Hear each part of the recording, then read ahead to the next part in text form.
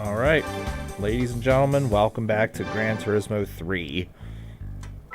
Today we're going to start one of the many endurance races. By many, I mean just 10,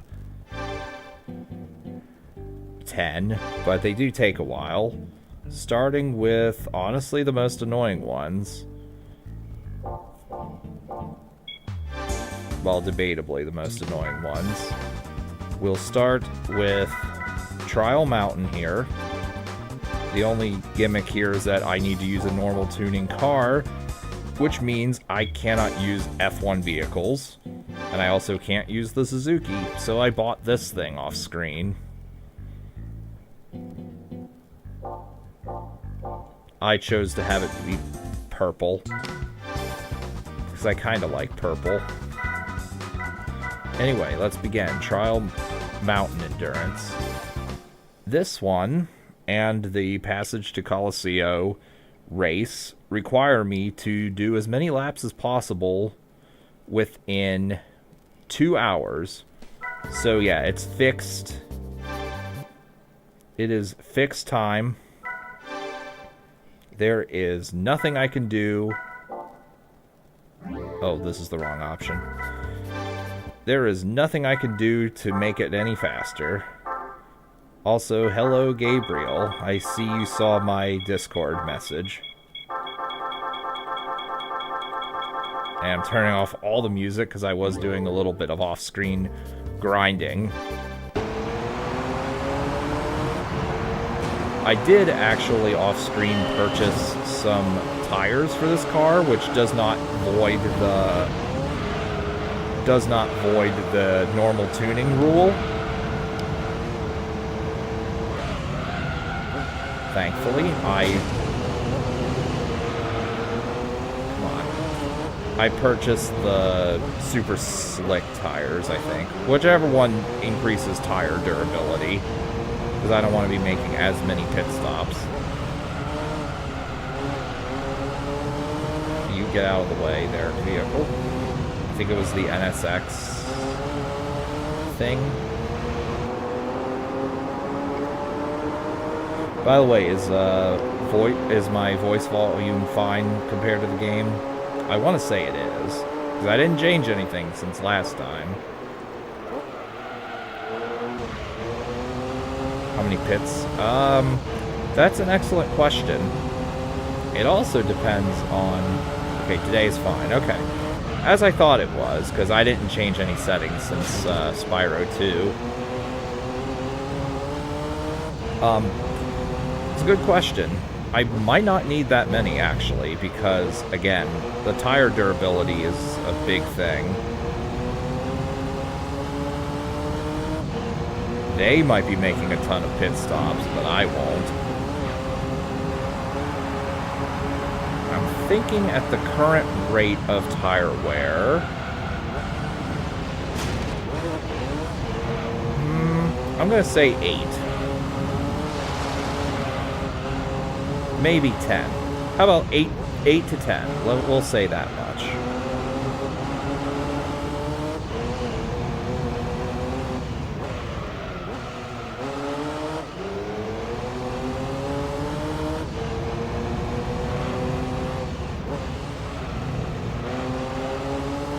Speaking of fixed endurance races, I looked into Gran Turismo 2, and yeah, there are definitely 24-hour endurance races. But from what I understand, you could save after you make a pit stop. So thank God you don't have to actually sit there for 24 hours straight.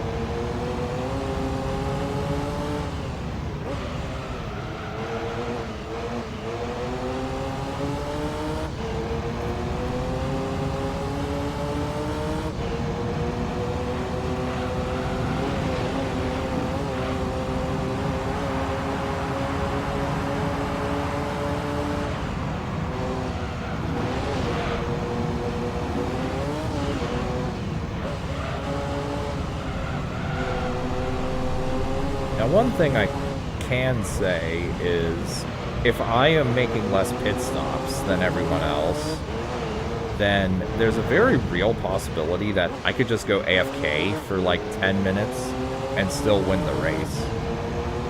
I've done that before in the other fixed time endurance race, since you're not limited to anything, and I could just use F1 vehicles or the Suzuki for that.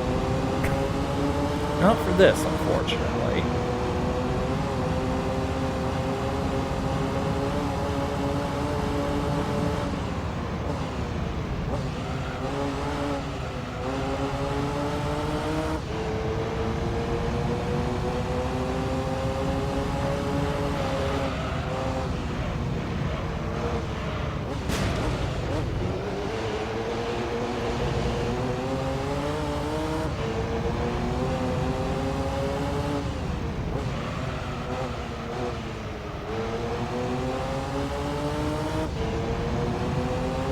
Doesn't count the amount of hours you played. Yeah, it does.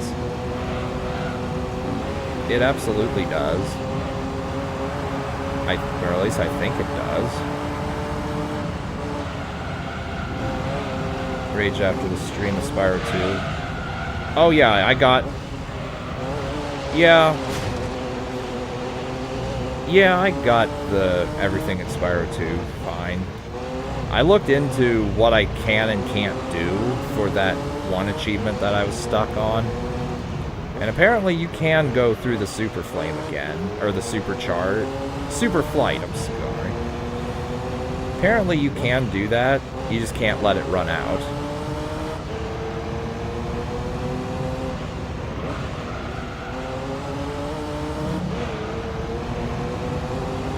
And apparently touching walls and floors can apparently cause the thing to fail.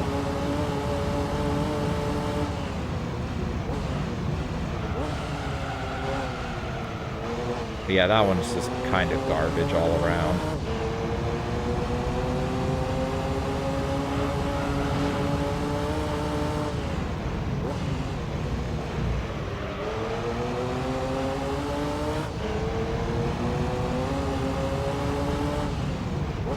The other ones I got off screen are just trivial.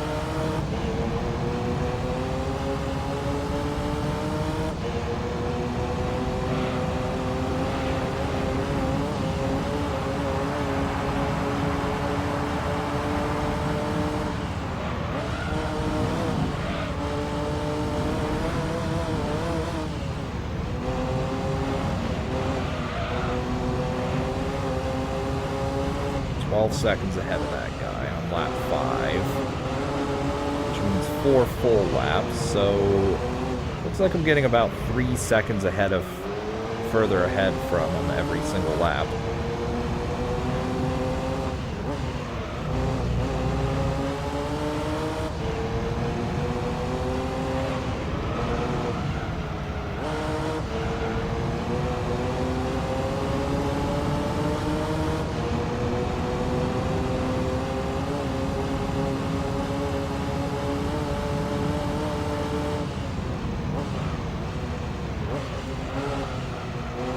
I feel like, I'm not entirely sure, but I feel like he might need to make a pit stop soon. The AI definitely is affected by tire wear. I will point that out.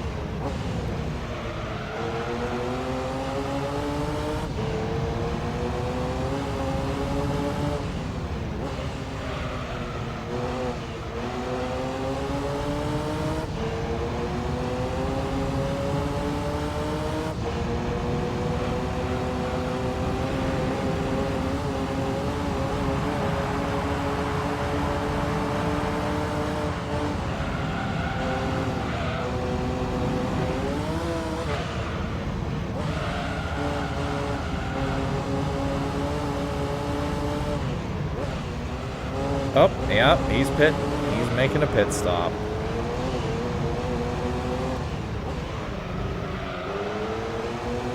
Turns races have car requirements.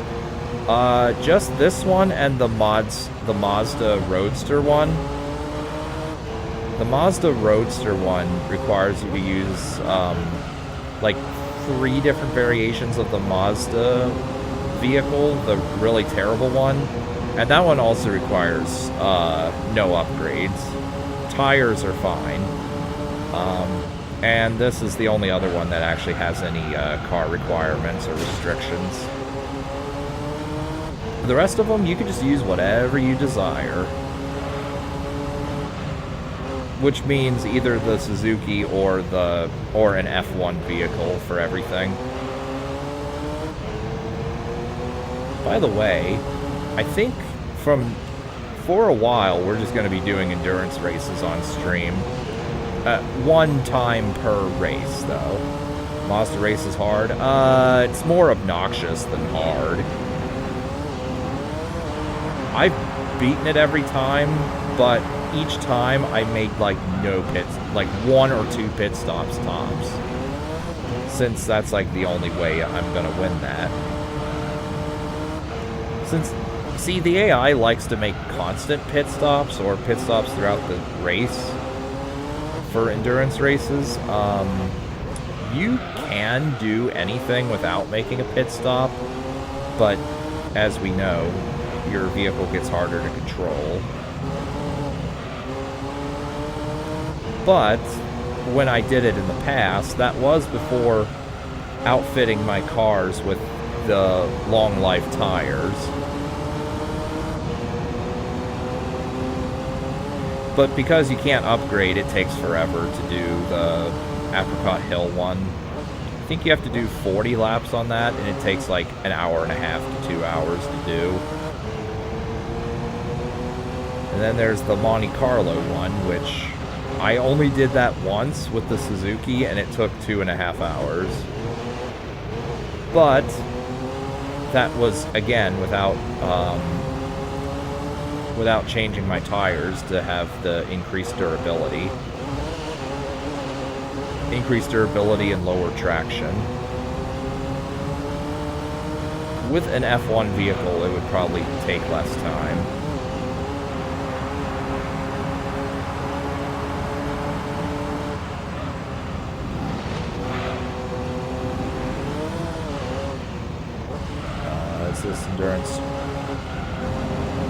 This endurance race. Hold on. Let me read that. You will only do the endurance race and one the stream. No, I'll do this one and the other one in the title. The Passage to Colosseo. I'll do those two, since they're those two are the fixed time races. I'll try and do 2 endurance races per stream. Unless one takes a stupidly long amount of time.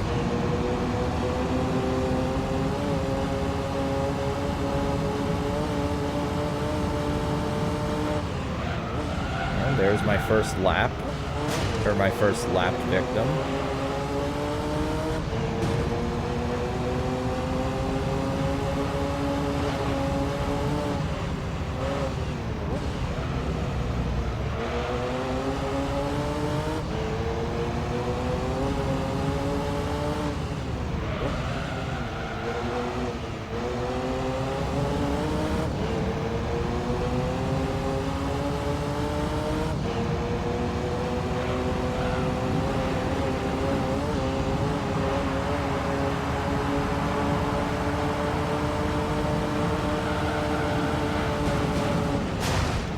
Oh my god.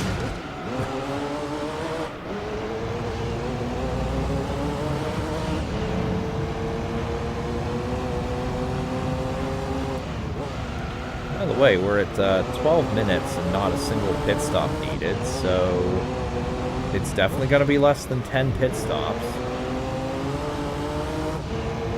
I'm thinking it's going to be closer to 6, actually, which was my original prediction. But then I changed it, just to try and be more correct. Spyro 3 will have a very hard achievement or just skill points. It'll probably have a bullshit achievement in there. Especially given that the game is twice as long as Spyro 1 and 2 individually. Even for speedruns, I think. The skill points will probably all be the same as the original Spyro 3, though. Given that Spyro 2s were all identical.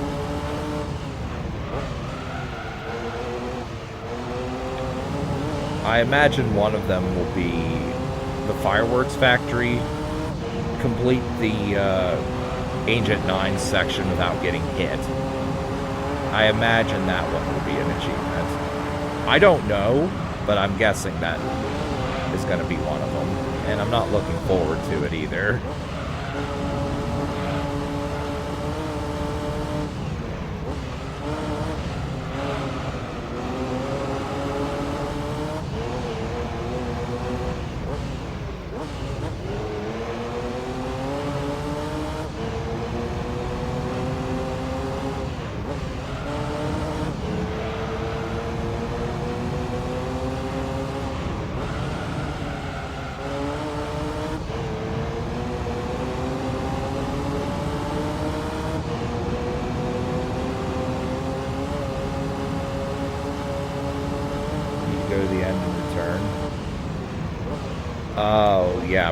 Yeah, I think that is what the objective is in that mini game.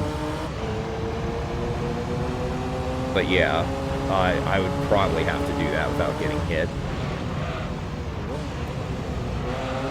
I'm not going for it unless that is an achievement, though.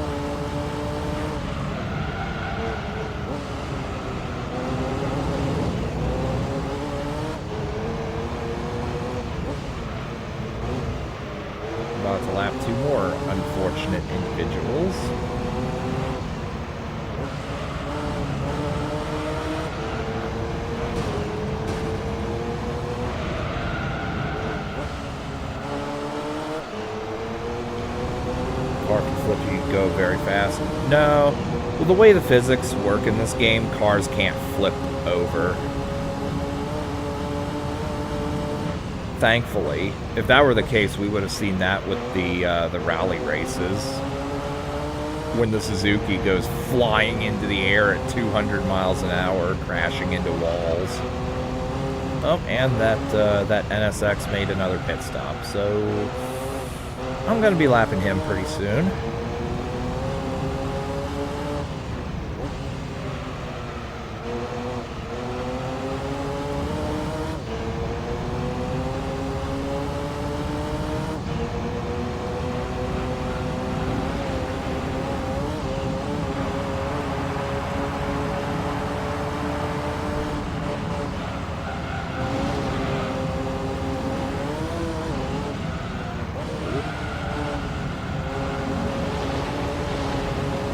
I gotta say here, it feels weird that I'm gonna say this, but once I'm done with the endurance races, I'm gonna be doing the amateur circuit.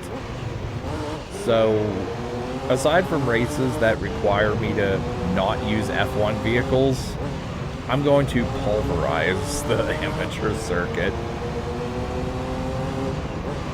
I even have something for the Stars and Stripes challenge, which is the one where you use vehicles from America, because one of the endurance prizes is the Chevrolet race car that has like 600 horsepower, I think.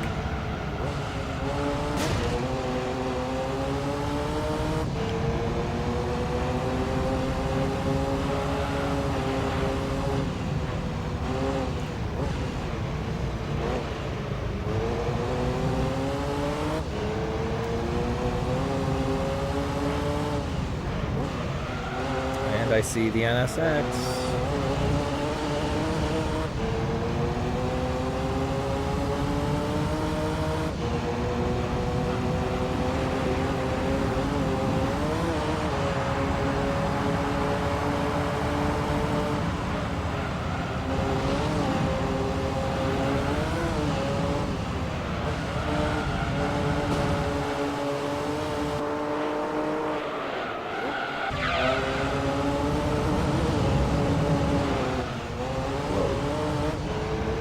this car is getting a little harder to control.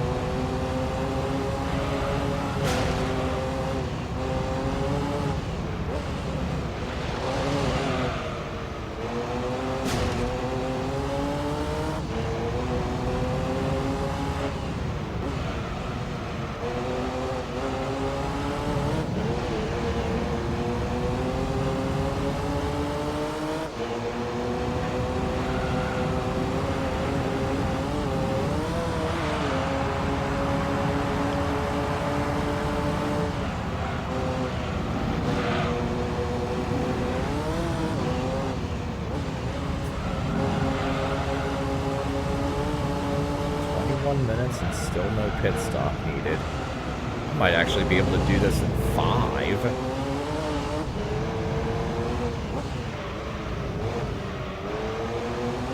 Finish all championships every category.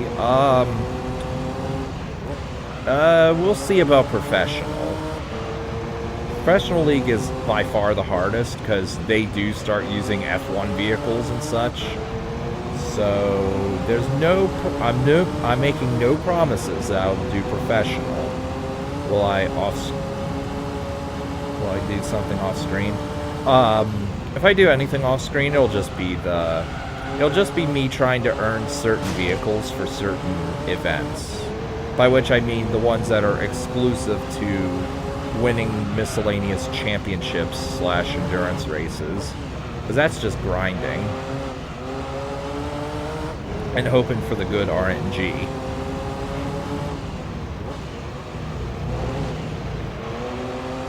That's the only thing I would do off screen.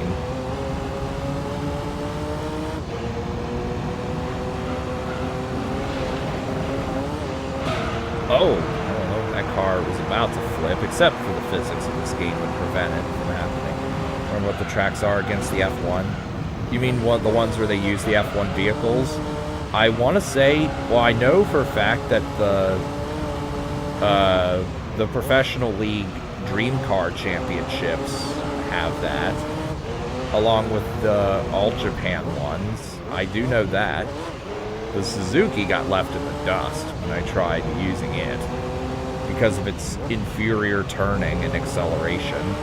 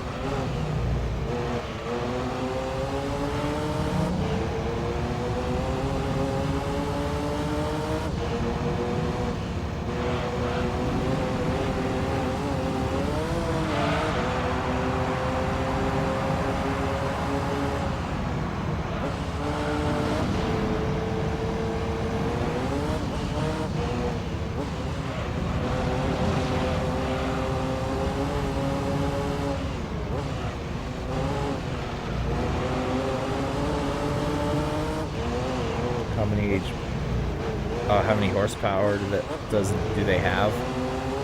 Probably 700 to 1,000, I would make a guess.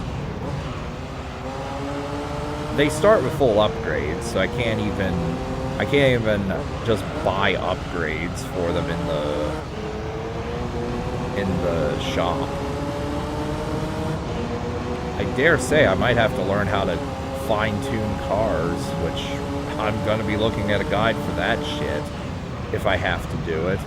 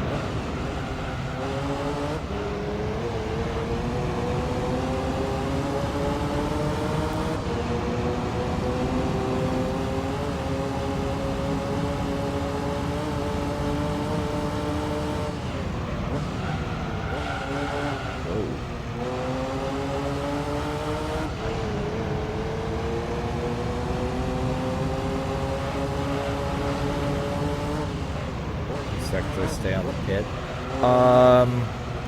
On the super speedway one, it seems to be about 30 seconds total per pop. I think it depends on the track as well.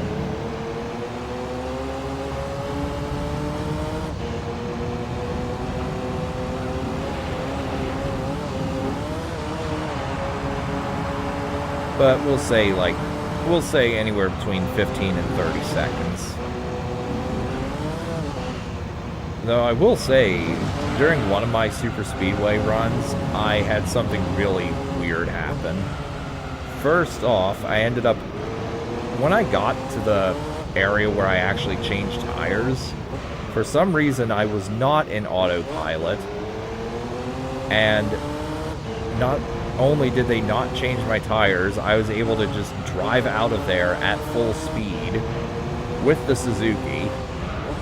Don't ask me how I did this or why it happened, but I had to go back in there again.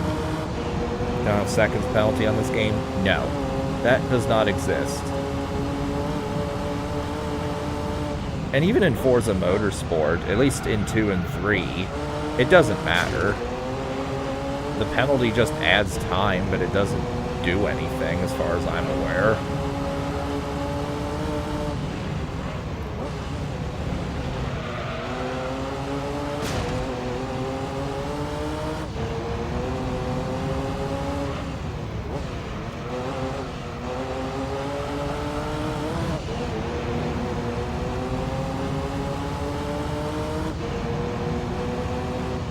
Oh, also, I'll mention, I sold some of my cars off screen. I sold the Quattro. I sold the Audi Quattro. I sold the PT Cruiser. I sold quite a few vehicles just a couple vehicles off screen. Since I'm doing the endurance races, if I really want to get them back, I could just purchase them. We've already established that money is not a problem in this playthrough anymore.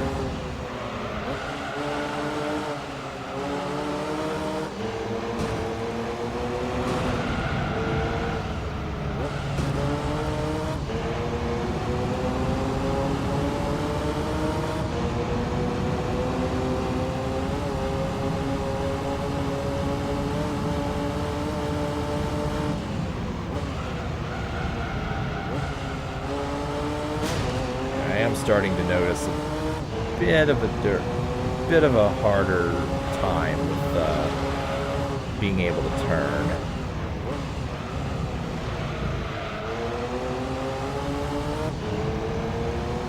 It's not bad enough for pit yet, though I can definitely afford one.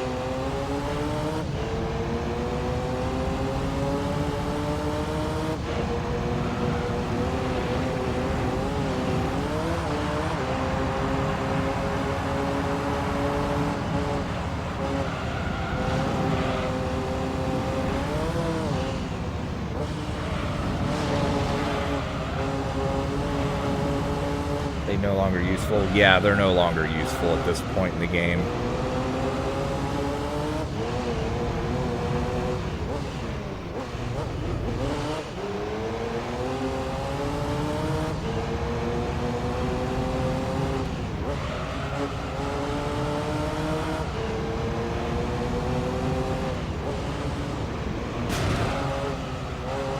I still have the Tuscan 6 in case I want to use that for whatever reason.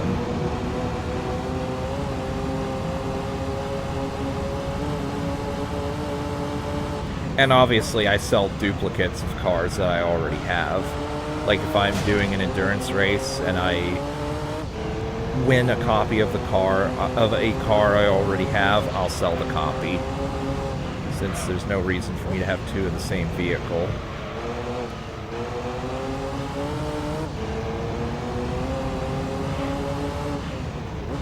I try and keep the event exclusive unlocks, though. Oh, also I sold the car that I used for the lightweight cup.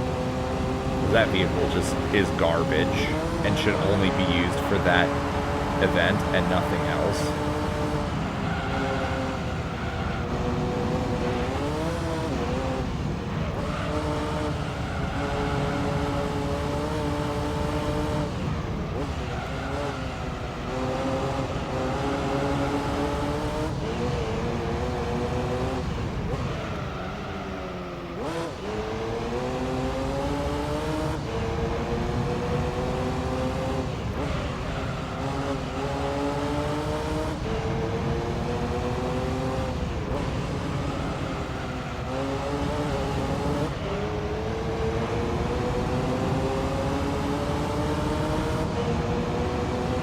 Yo, Blue Hedgehog Man. Good to see you here today.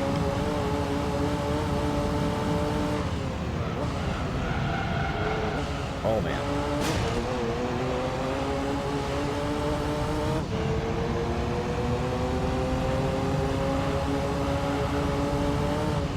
Oh, and the NSX is pitting in again.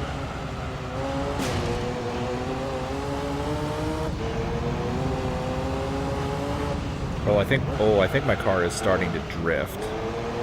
Yeah, that happens when tire wear is high enough. Is it? Well, no, it's not.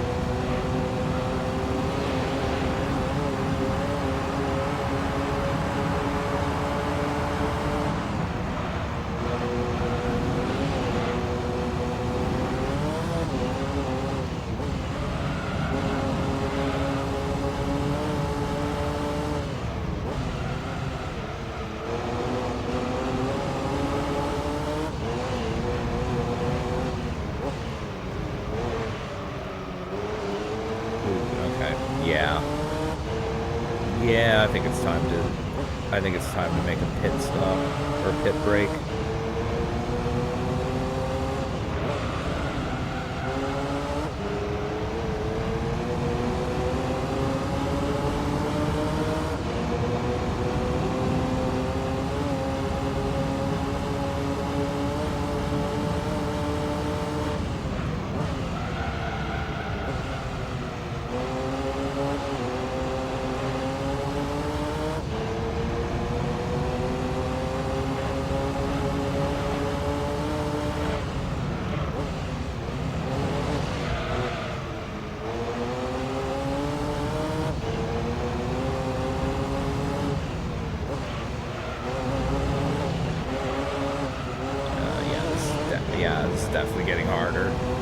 I played Lego games. I've thought of playing Lego Star Wars, but I never did.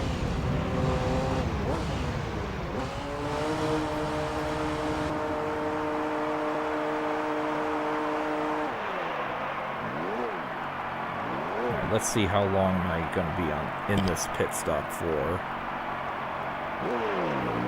15. We'll say 15. Okay, that looked to be about 20 seconds.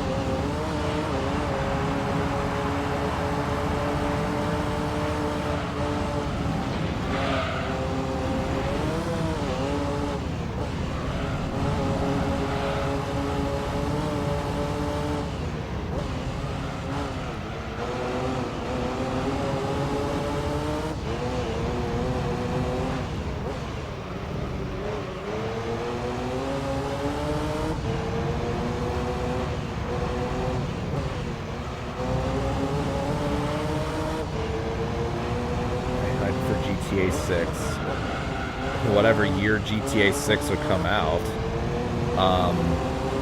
I would need to get something that could play GTA 6 first. Any other game that will be released, even if not coming to PS4.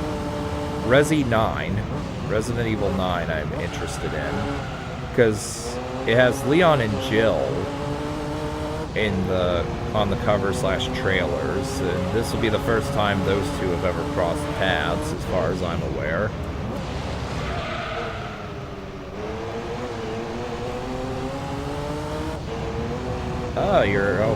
You're using Elgato too, Blue Hedgehog Man.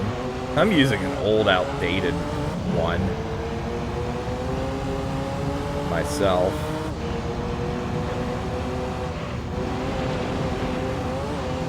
But hey, it works, so no reason to not use it.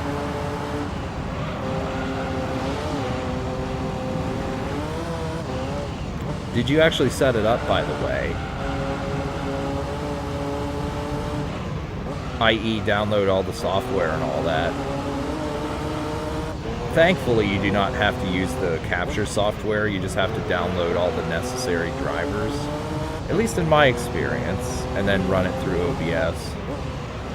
Thank God.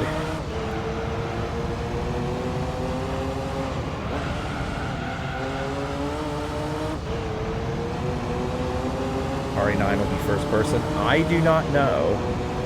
My guess is probably, given that RE7 and 8 were first person.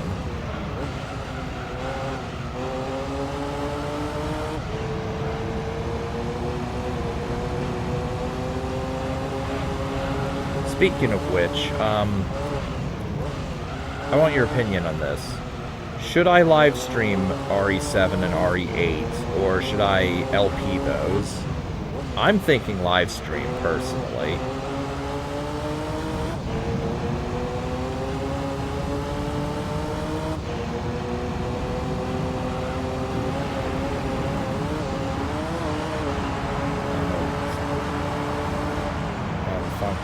HD. Yeah. Yeah, that's exactly the model I'm using.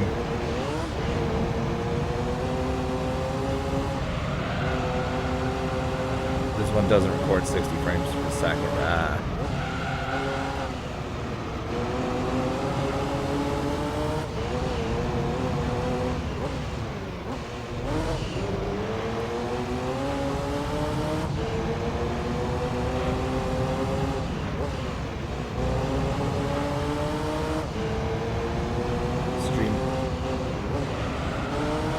Stream is better. Not played. Nope, I have not played those yet. I know that RE8 is the source of much Rule 34, thanks to Lady Dimitrescu, and tons of thirst comments.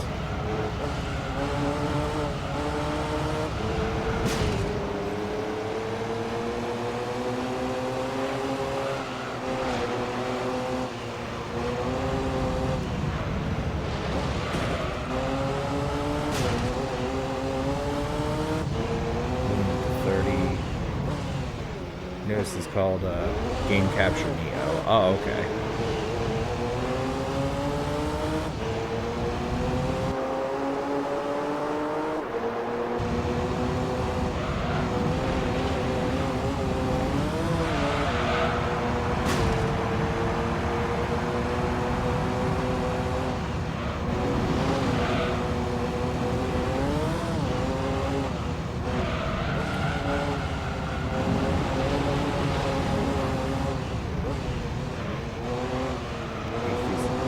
So expensive that you didn't have money. Oh, rip.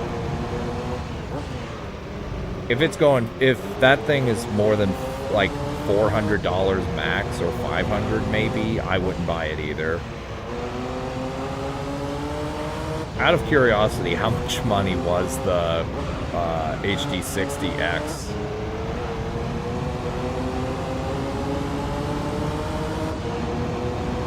I'm a little scared to ask that question.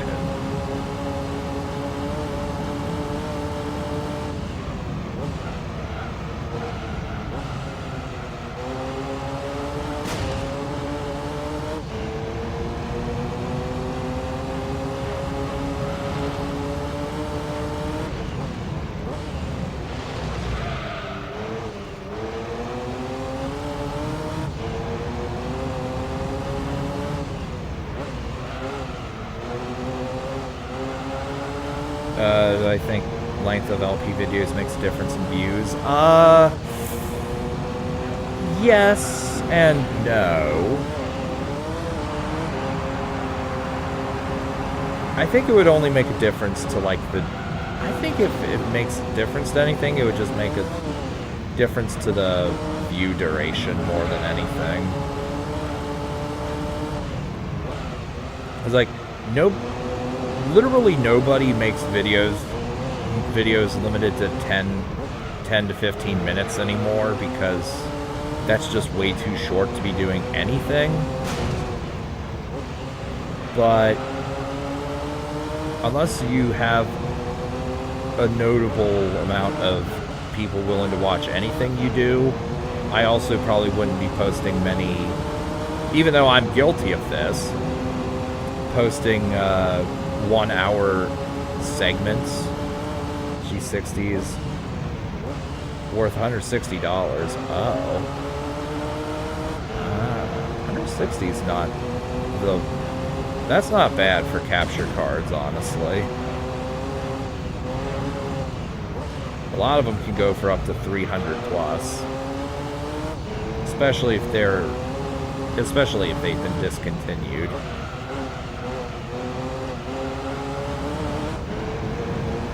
I was expecting you to say like 600 plus.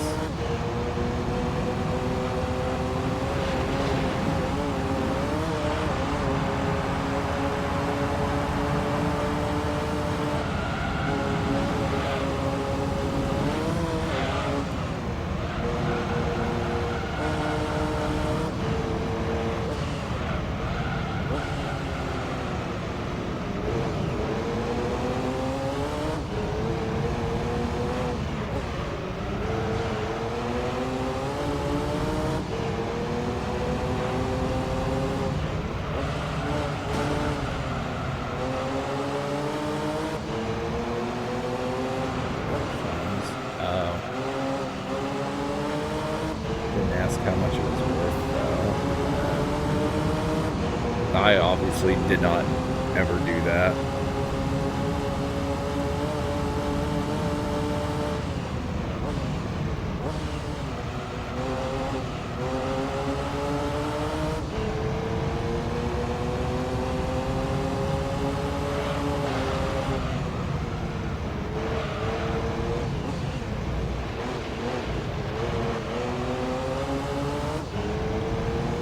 Is PC necessary to record directly from PS3? Yeah, you definitely need a PC. Whether it be a laptop or a desktop is irrelevant. But yeah, you definitely need to have a PC for that. You also need to have either a HDMI splitter or an upscaler and a component cable. Because to get a little technical here, no, you don't need a PC to record. You don't need a PC to record and upload from PS4. But the stream, well, we've already established that the direct streaming feature is so bad on the PS4 that it's not even worth it. And I think the same goes for the same might go for the PS5.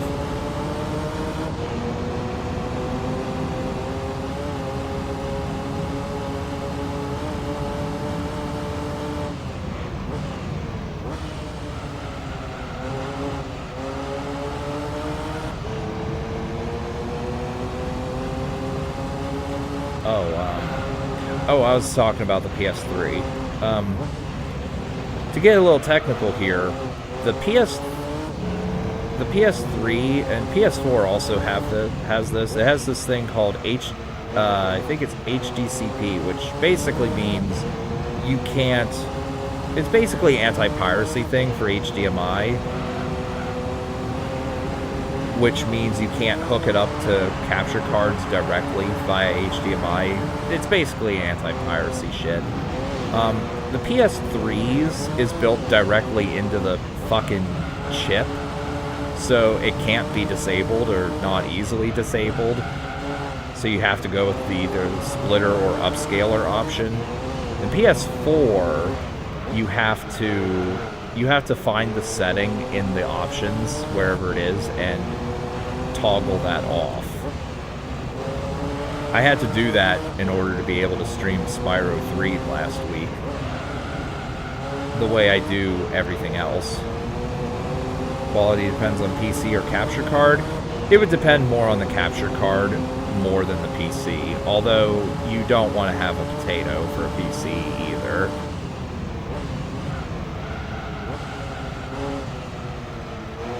I don't know if the video quality is noticeable for my most recent, like, 2 months worth of streams compared to how it was in the past. But if the quality is improved, it's because of the PC. I'm getting enabled media. When you saw the Elgato Capture Neo Geo, you had to get that. What, anything made it stand out?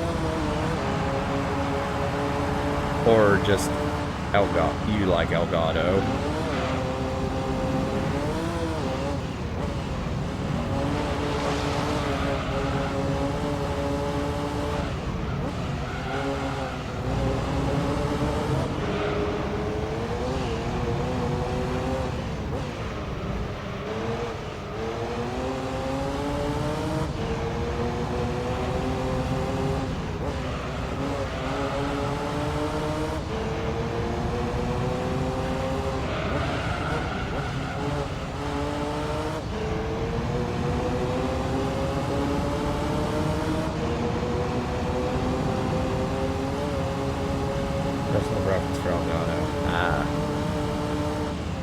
It is a good brand, and it is easy to use.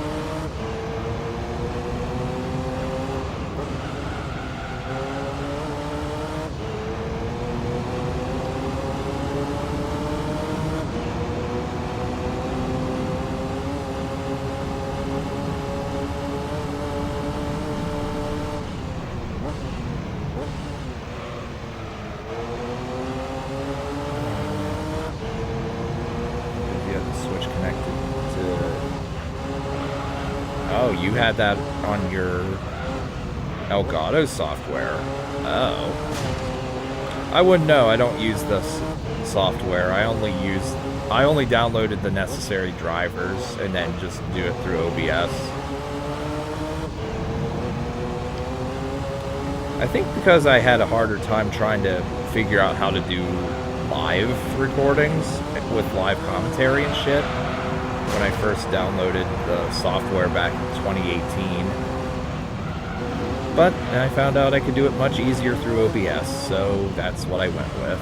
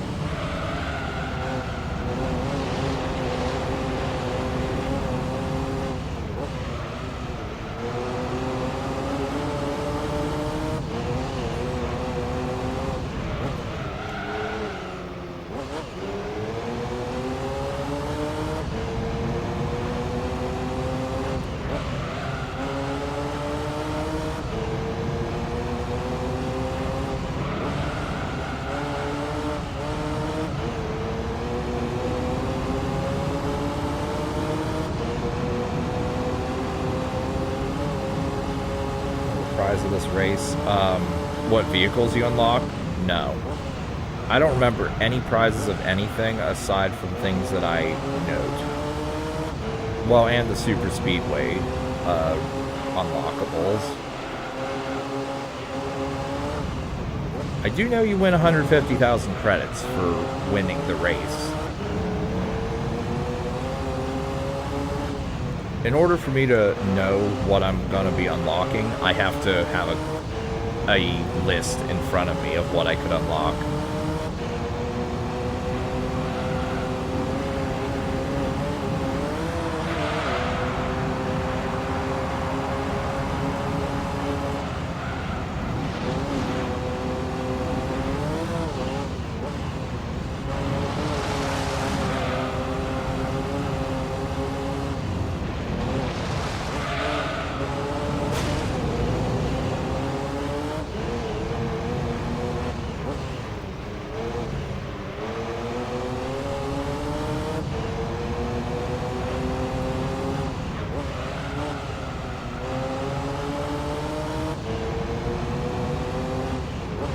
Oh, yeah, I do see the...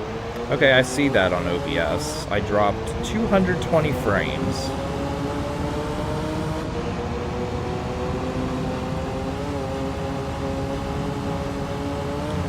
That does sometimes happen. I don't know why. Normally I end up dropping a few hundred frames here and there for whatever reason. Okay, between the timer and the place. Okay. I'm not sure if it's my internet or what the deal is there. I'm not saying that the internet is the cause of all the constant streams during miscellaneous PS4 games. But, yeah, sometimes I do just drop frames intermittently. when streaming normally too. It was real bad when I was when I was doing it entirely wirelessly. Drop frames during Mario Kart. Oh yeah. I did not notice any during your GoldenEye playthrough.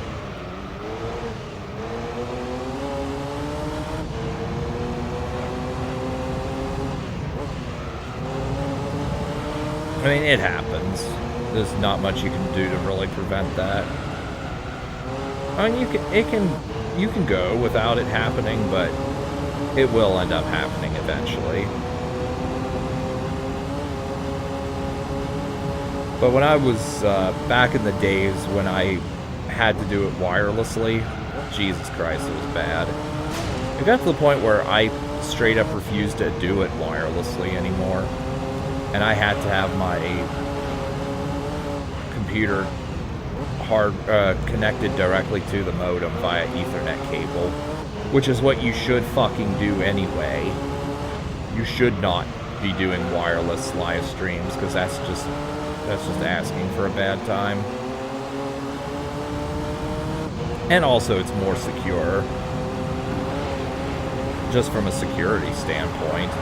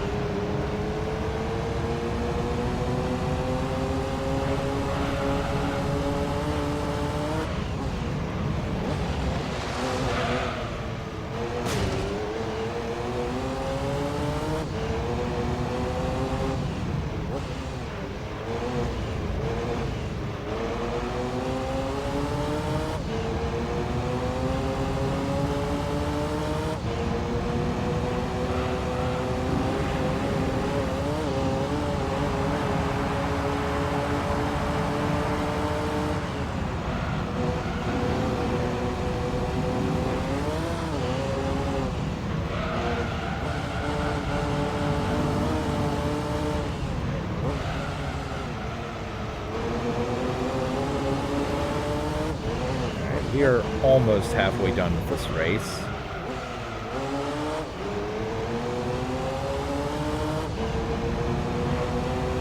At this current rate, we might be able to get 80 laps in.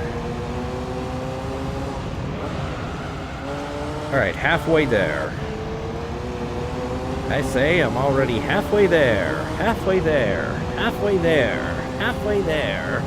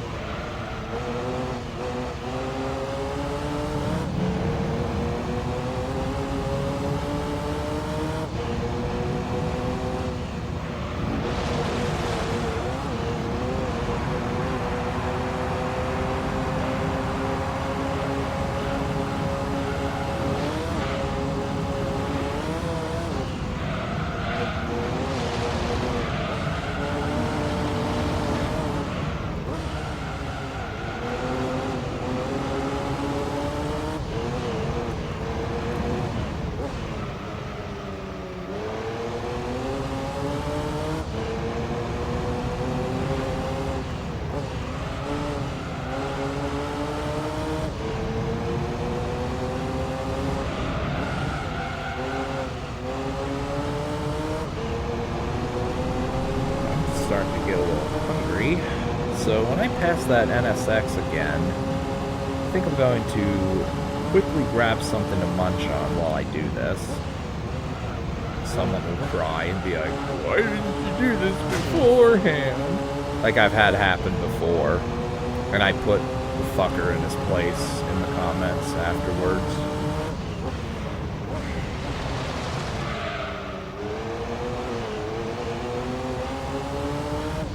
And then in a future stream, I did the same exact thing, but really loudly and really obnoxiously, just to fucking get at him. Now that I've mentioned food, you decided you're actually hungry now that you think about it. That happens to me all the damn time. But I am going to get more of a solid lead, even though I'm already at least 2 laps ahead of everyone else.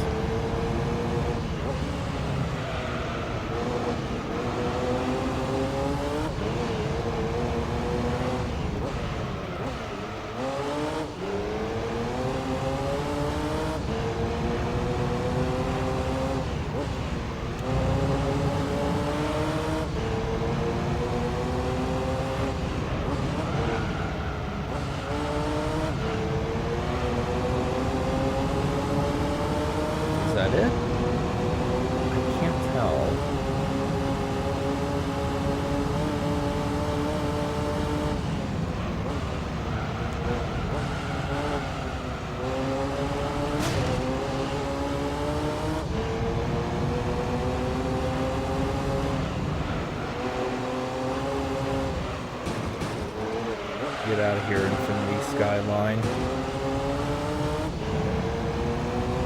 Or maybe I won't pass the thing again, because it looks to be on the other side of the track.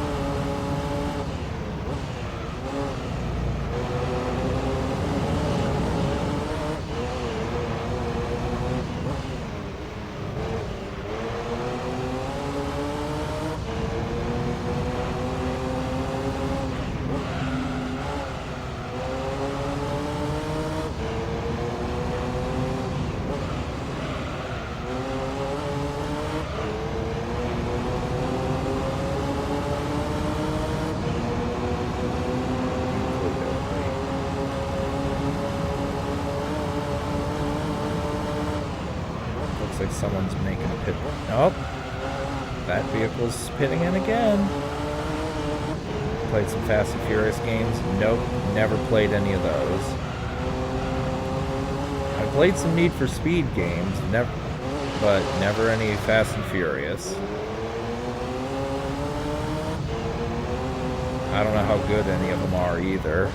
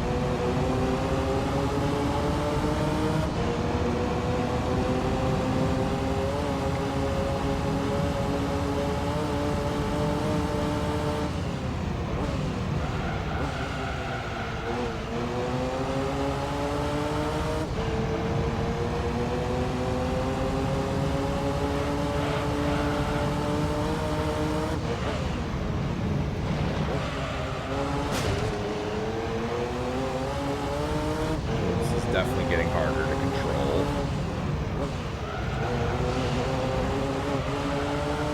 Yeah, around the time when the tires start turning orange down on the bottom left, that's when the difficulty spike starts to really ramp up for controlling the car. And also when you should probably pit in.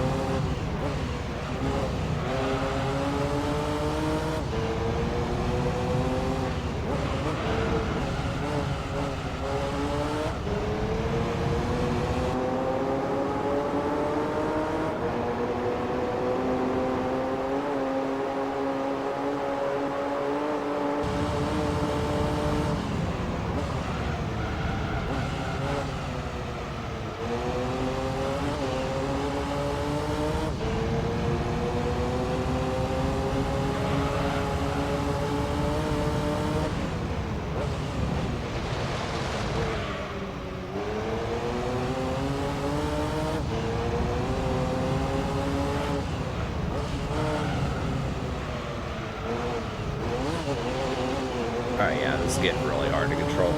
Alright, I'm gonna make a pit stop. I'm gonna find something to munch on, and then I'll be right back. I'm gonna leave the game running. No reason to pause the game.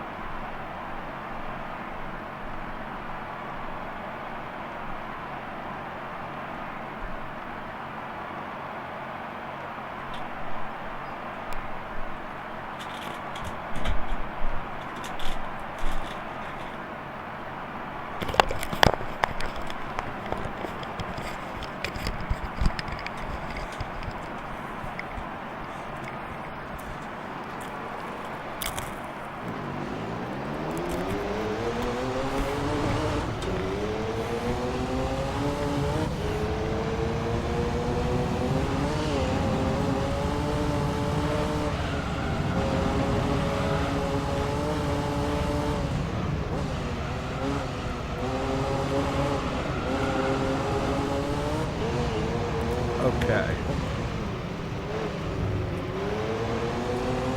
So I've decided to munch on some Utz pretzels. Is it Utz or Utz? I don't know how to pronounce it. UTZ. Most of you will recognize that brand. It's probably just the best brand of bagged pretzels ever.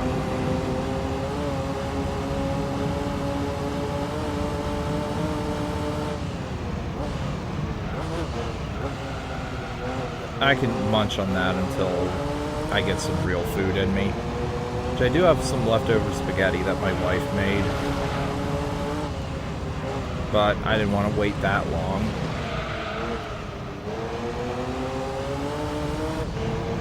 Also, in order to do that, I might have to actually do the dishes. Which I don't want to do right now, because I don't want to give my opponents that much of a... I don't want my opponents regaining that much ground on me.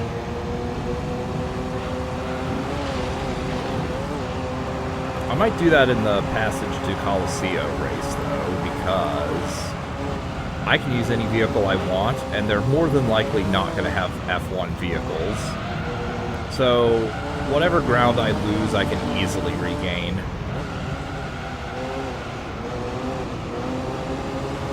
Or I could use the Suzuki and just say, fuck you, lol.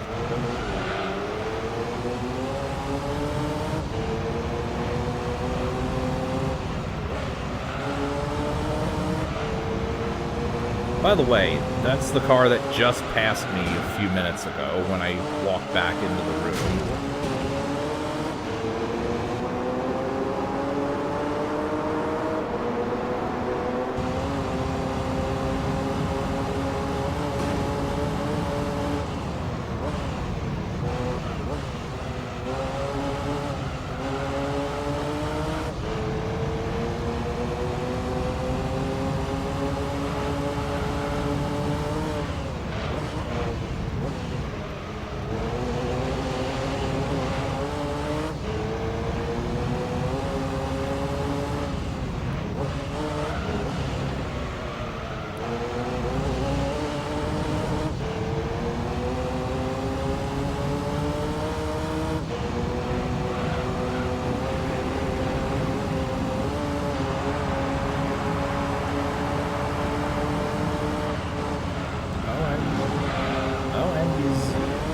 Hitting in again.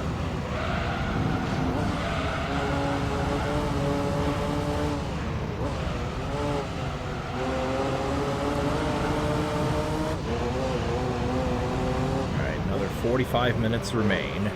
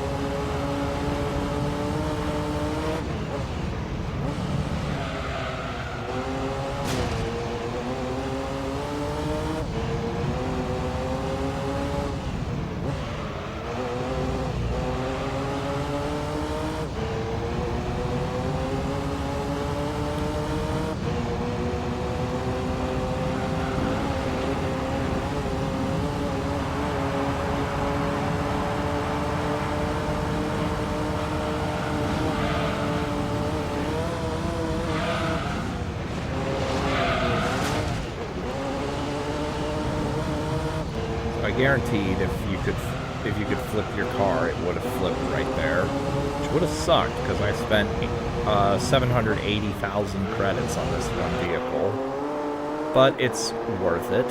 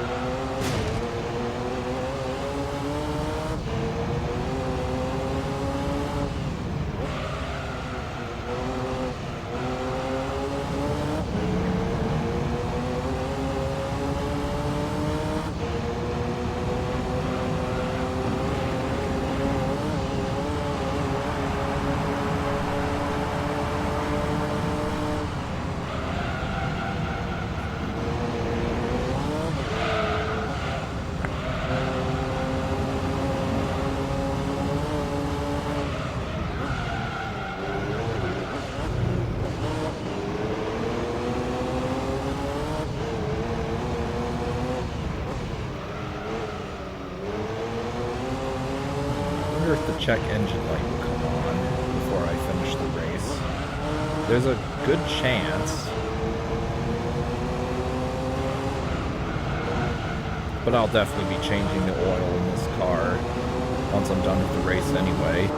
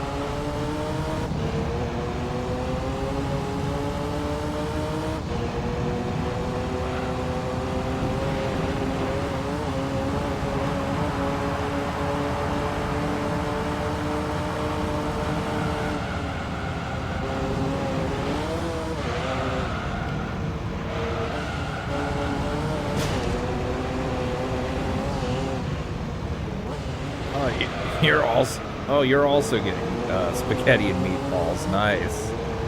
I was talking about how I'm gonna have some leftovers of that my wife made a bit ago.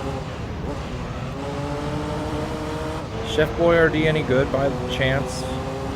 I've never actually tried that brand.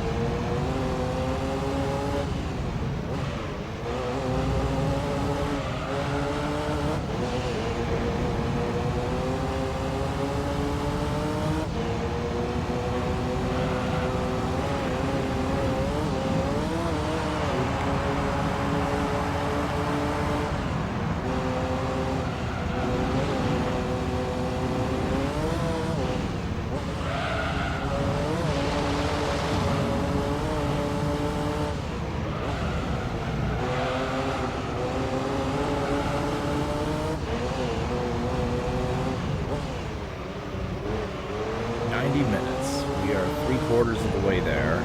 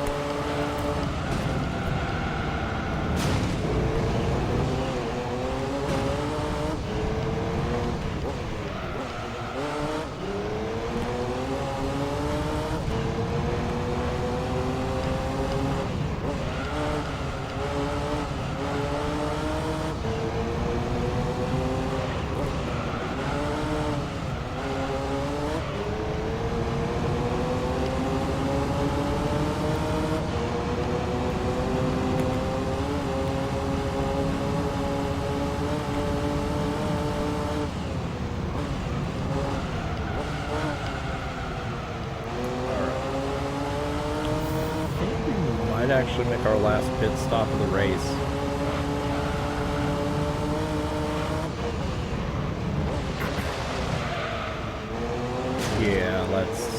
Yeah, let's just do it.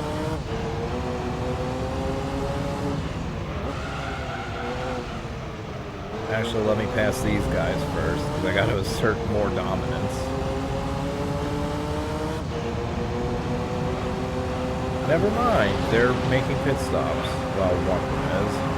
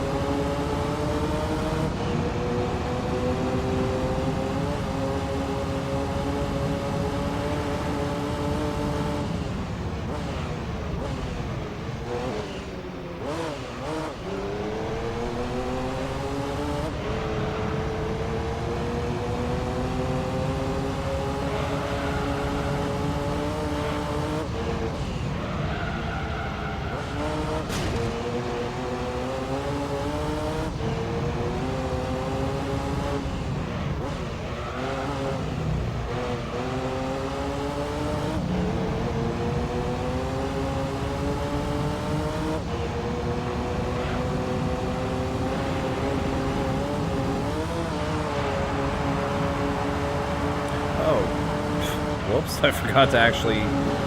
Whoops. Forgot to actually pit in. Oh well.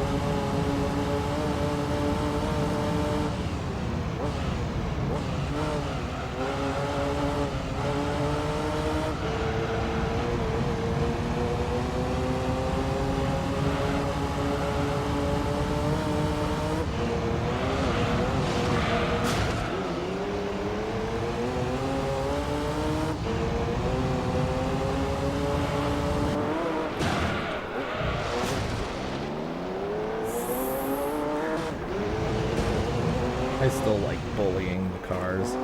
Though I like the old Batman movies. I have not watched the old ones in forever. I think I've seen the really old one with Adam West, and that's about it.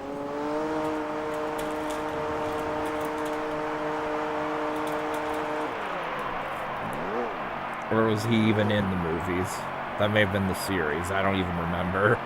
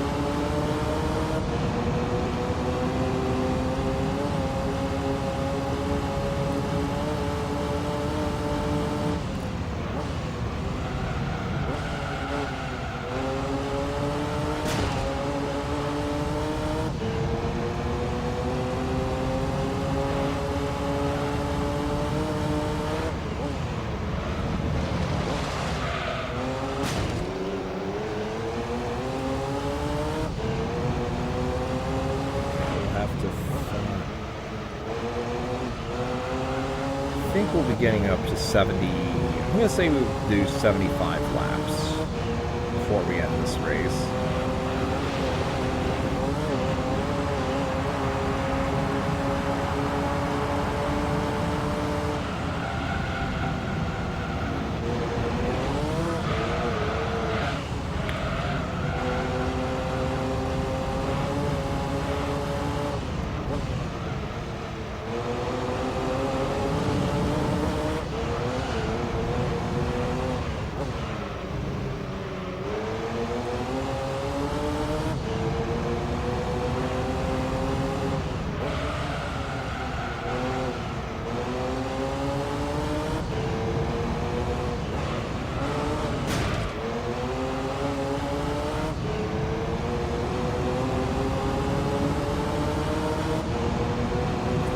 Game's taking several seconds to register that I went across a checkpoint.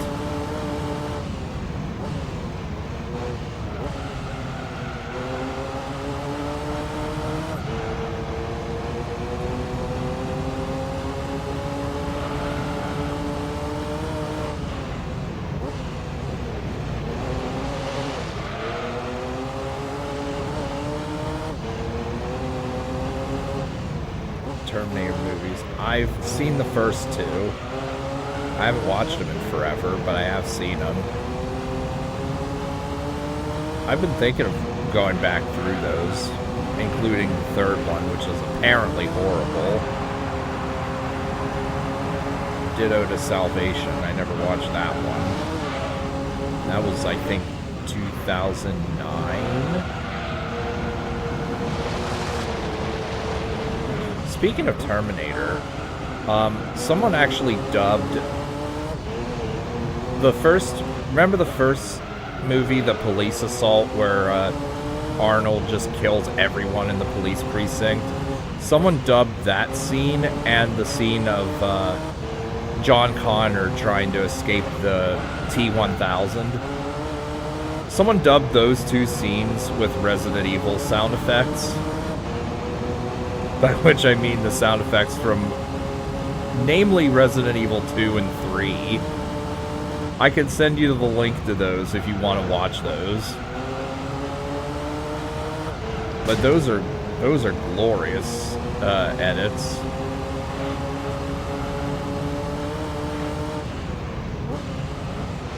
And there's some sound bites from RE1 thrown in there too.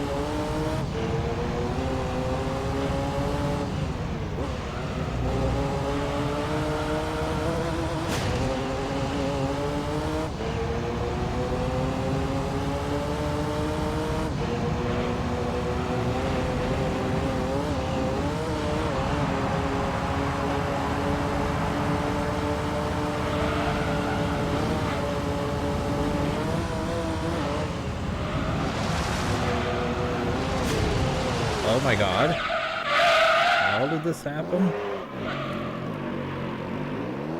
There we go. Alright. Less than 15 minutes to go. We're almost there.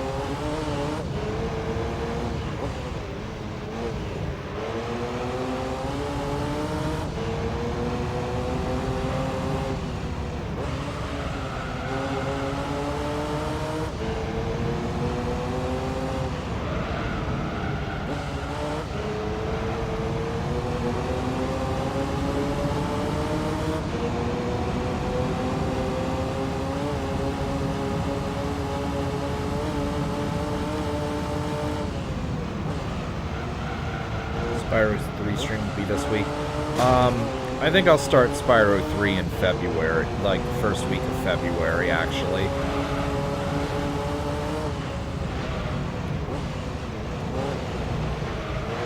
Right now, I kind of want to focus on completing StarCraft: The Flame Knives and my replay through of Campaign Reconquered and Caesar 3, and do a stream or two of this. But then Spyro 3 will, as I said, it'll start in February. Also, it'll be fitting for it to start in February, because the OG did come out, I believe, February 2000.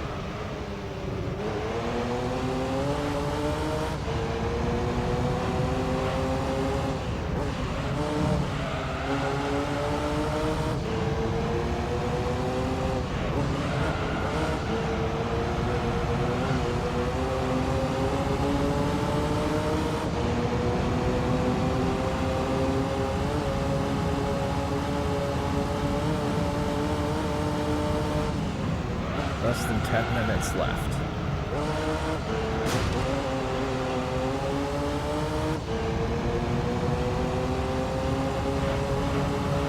See if I can race till the change oil light turns on.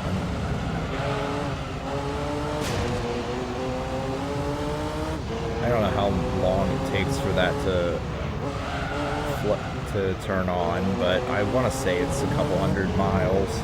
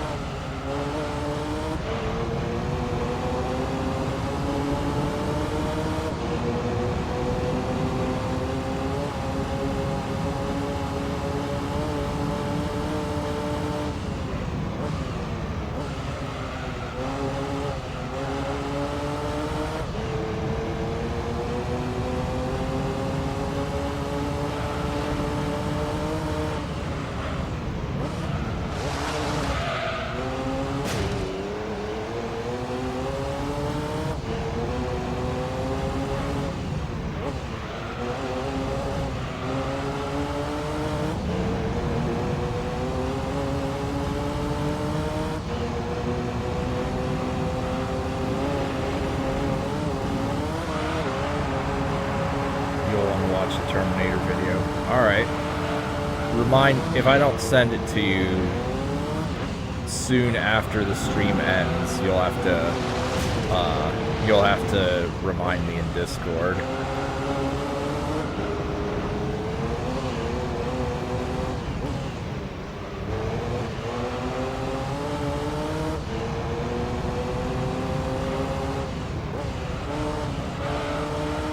And 7 minutes. 7 minutes is all I can afford to spare you. Or whatever that line is from RE5. The one where you're inside the pyramid or the tomb or whatever it's supposed to be.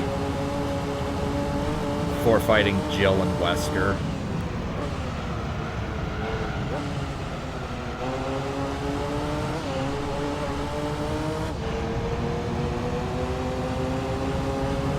And if you knock his health to 0, you get the Heart of Africa treasure. I think that sells for 10,000 gold.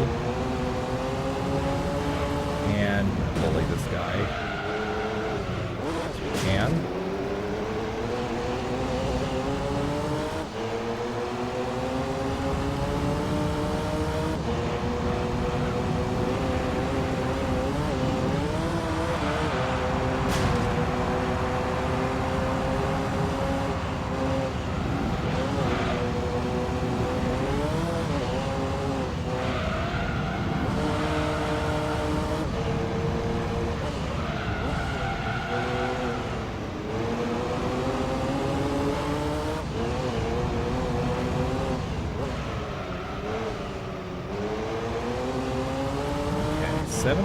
We've cleared 75 laps, and that's with me going AFK for like 3 or 4 minutes.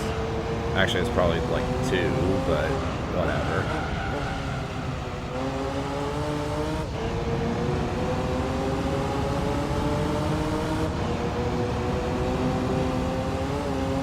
Obviously, this would be a lot more enjoyable if I could play the copyrighted music, but yeah. No matter what I do with this playthrough, I plan on ending by doing a big long free play in the complex string, which is only shown in some of the races, or not races, but some of the license tests. You know how YouTube and sometimes Twitch is? Yeah, exactly. Exactly.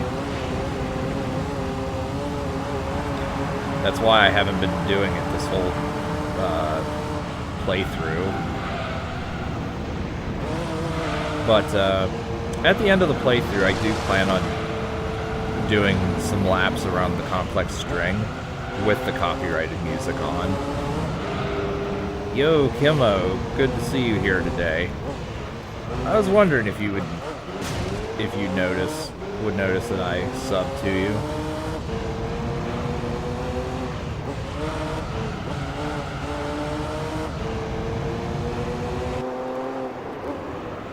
All right, 116 minutes in. And we've got another. I think we can do another. How many laps can we do? I think we can do 2 full maps.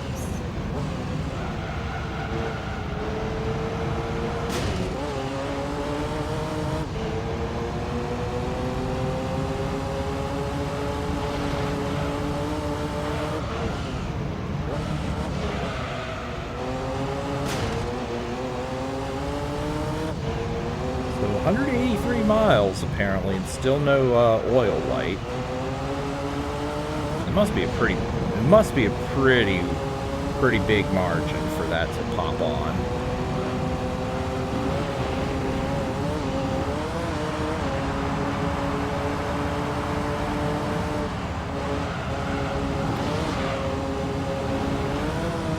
Well, by the way, I got Nova up to P1 today.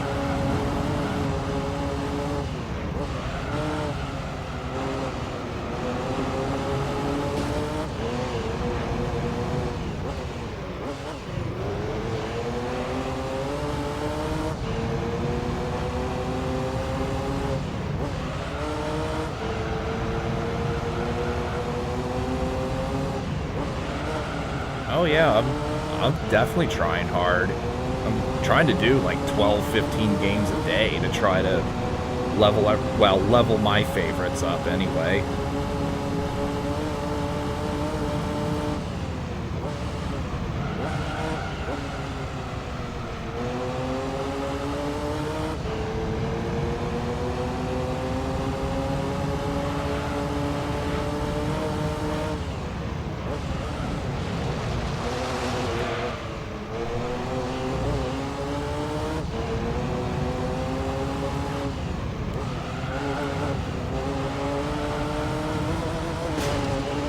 I should, when I unlock P2, I should totally play P2 before actually unlocking the tactical airlift. Although I don't think I've ever seen that on the random queue.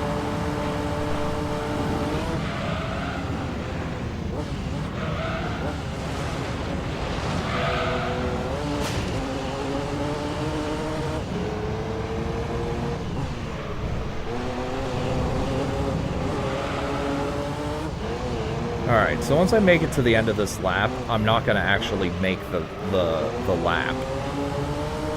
I will stop and then wait for the timer to tick over to 120 minutes and then finish this.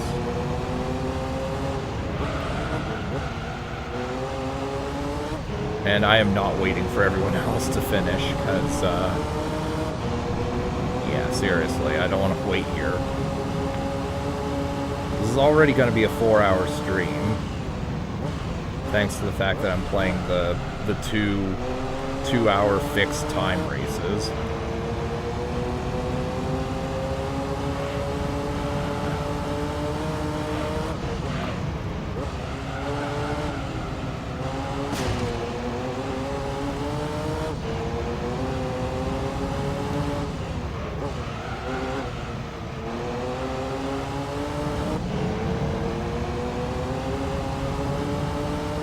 Okay.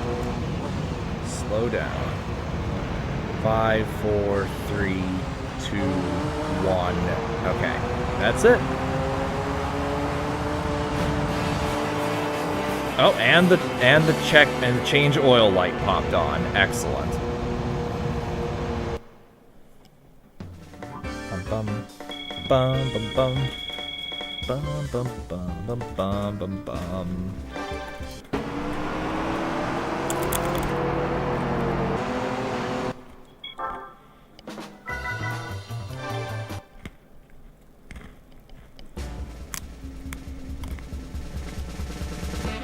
Oh, give me the F1, give me the F1. Fuck.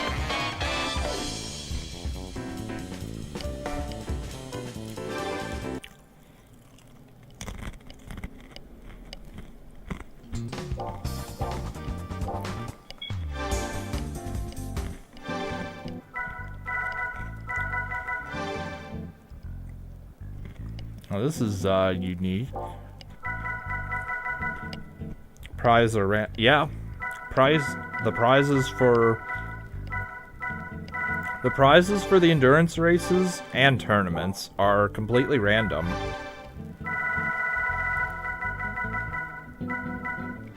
Oh, let me change the oil in this bad boy.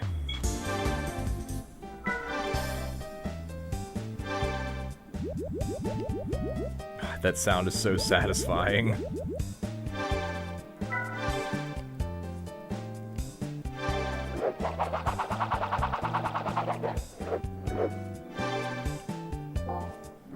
Oh, whoop.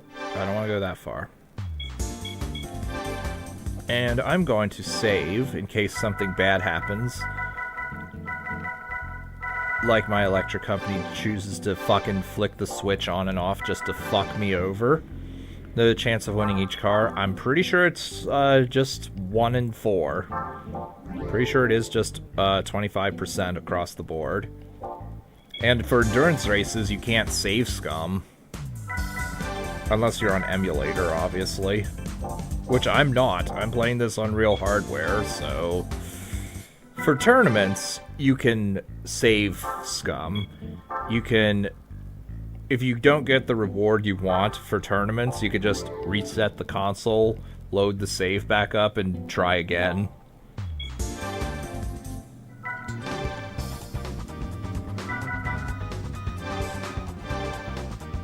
Okay, 300,000.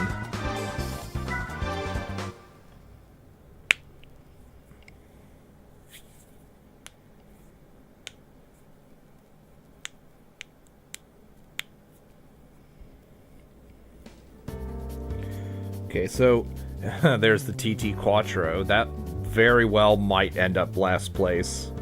But none of these are F1 vehicles, so I'm going to blow through. The autopilot needs to learn to pass vehicles properly.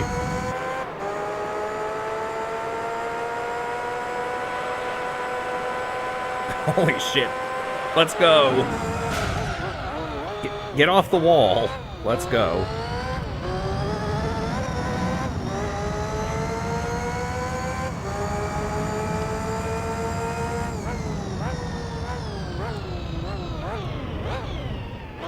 So at this rate, I could probably just do like 60 laps and then AFK.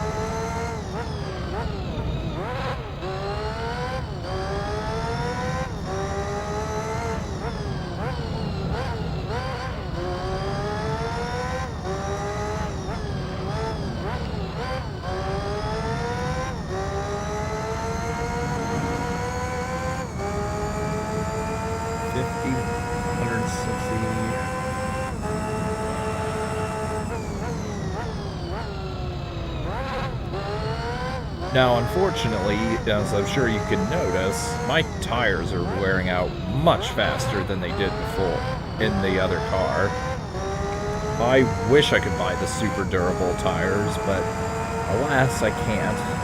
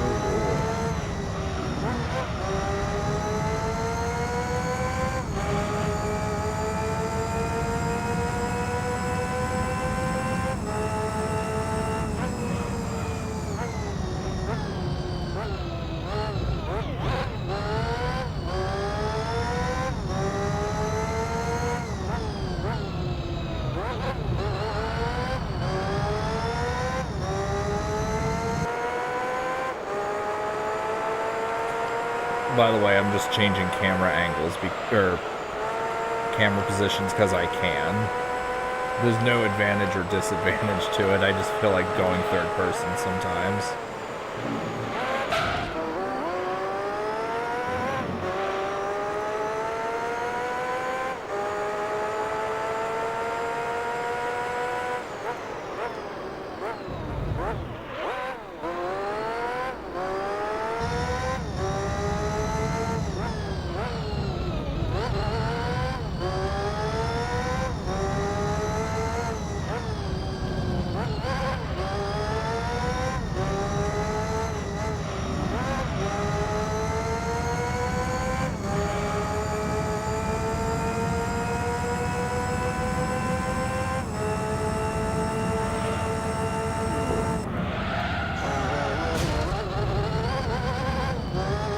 Good thing damage doesn't exist in this game.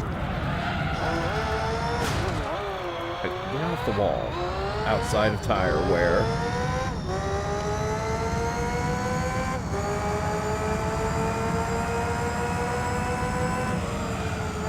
Tires are going faster or just... Oh yeah, the tires are definitely getting worn out faster. Because I don't have the super slick tires or whatever they're called. Yeah, that's definitely not you. In the previous race, I had the super slick tires for the high durability, low traction.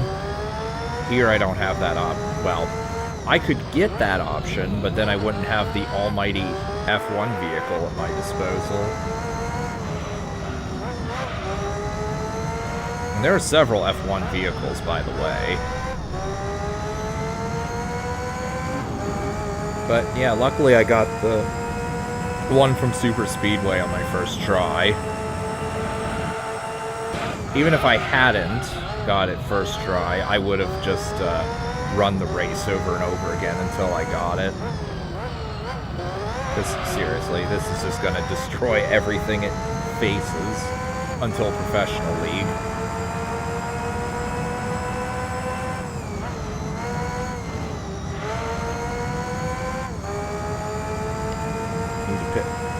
Yeah, well, or I could just get good and not hit as many times, but yeah, for ideal amount of laps, yeah, I would need to pit more. I'm still kind of surprised I did that last race with only 3 stops. I didn't realize that the tire upgrade was that good. I do want to show how fast they wear out on the other, from the other side.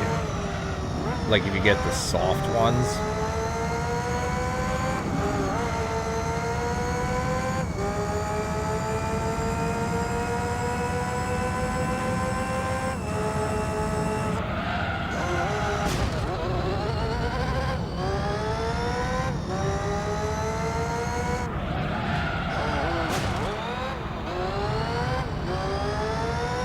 Price of F1 cars, you can't buy them.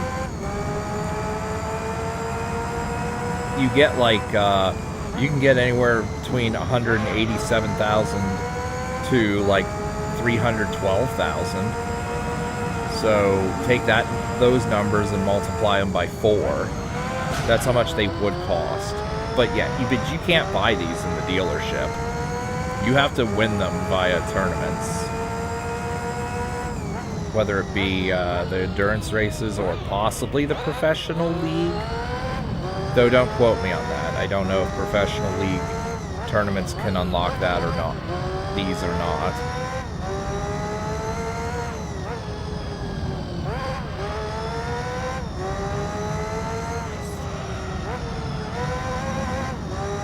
We are 7 minutes in.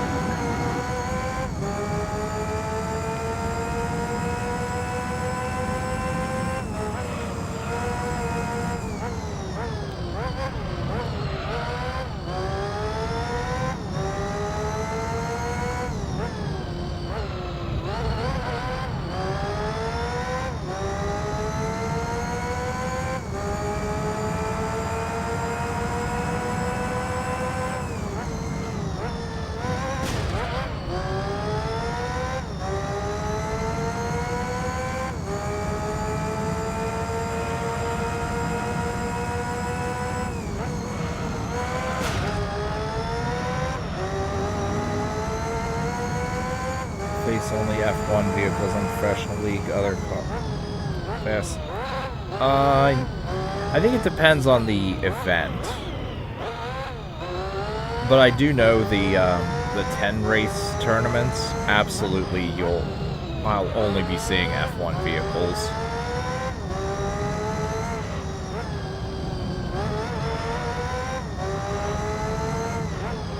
Keep in mind also that there are some restricted vehicle races in the Professional League still.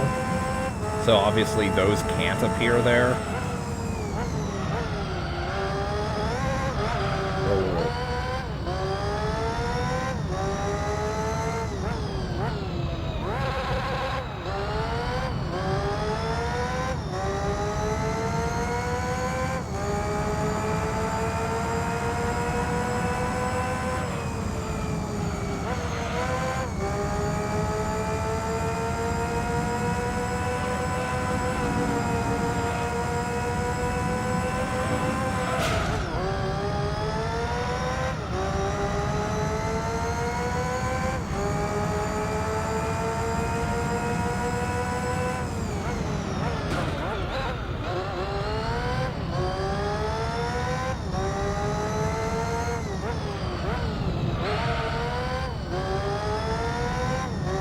think after the next lap, I'm going to make a pit stop.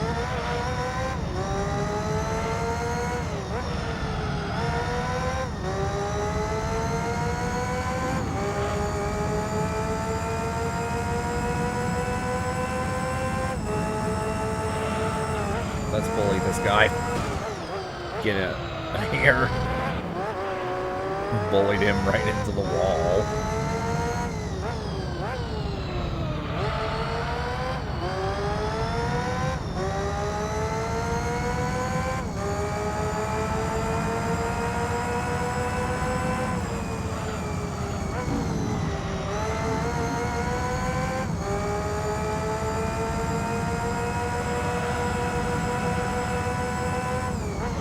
I will read your comment once I make the stop.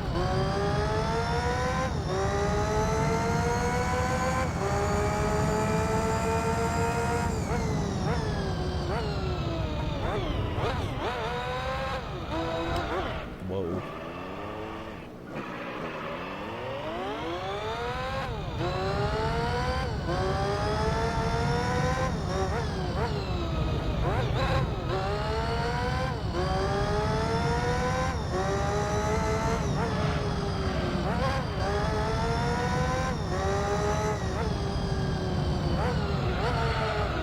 Hold on.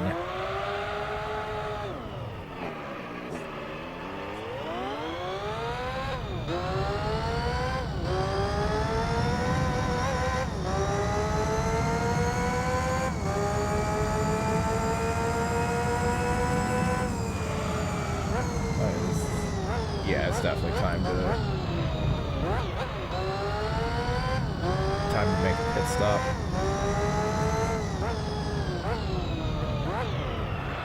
Oh my god.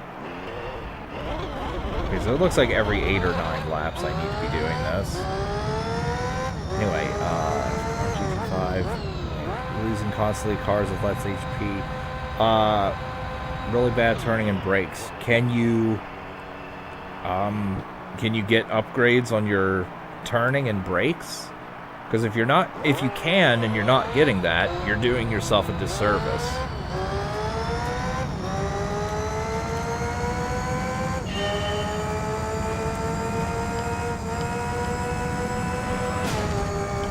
Also, can't buy race cards because of your level. Oh, so sounds like Gran Turismo 5 has the Forza Motorsport ideology of you need to get experience and level up before buying certain vehicles. You could EXP grind if you want. Depending on how... Like, you may want to just either grind for something else, get brake and turning upgrades, or just brake earlier and don't go as fast. The problem I have with using the Suzuki against F1 vehicles on races that actually have turns that I have to make.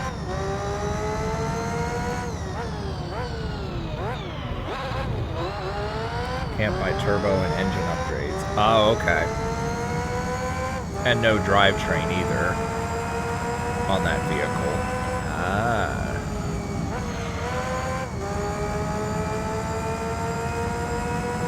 Forza has the same thing about level? Probably. I don't know what it's like in Gran Turismo 5, but I know in Forza Motorsport you gain levels by winning money. And once you hit certain levels, you are able to buy certain cars in the shop and participate in various races.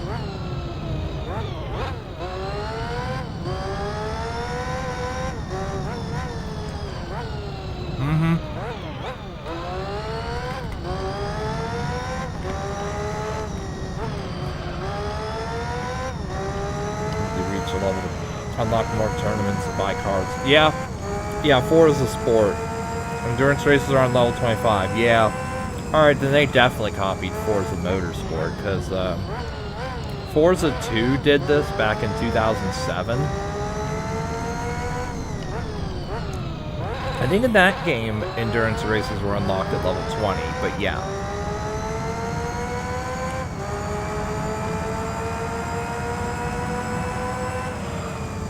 I don't know if Forza 1 had it, because that was on the original Xbox, I wouldn't know. But Forza 2 and 3 absolutely have that.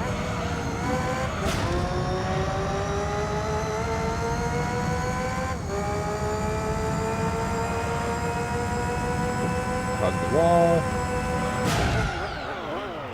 That did not go as I would have wanted. I was hoping I could ride the wall. But no, that didn't work.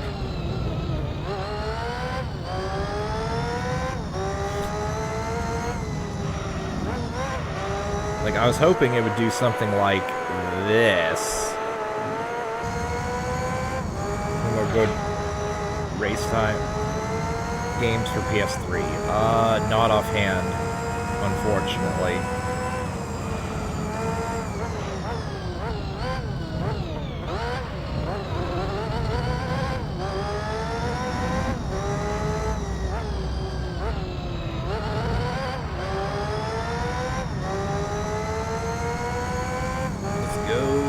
Let's go. 107.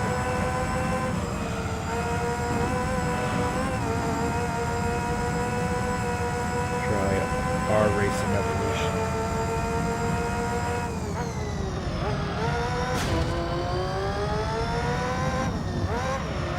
I definitely never tried that.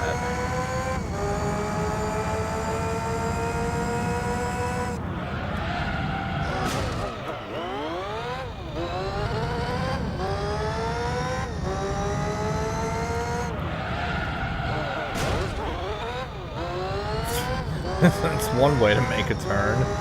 Just hit the handbrake, steer out into a wall, and just go if I'm facing the right direction.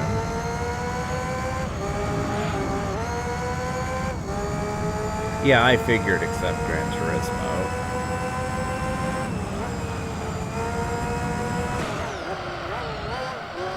And I just bullied not only the TT Quattro, but also the whatever the other vehicle was at the same time.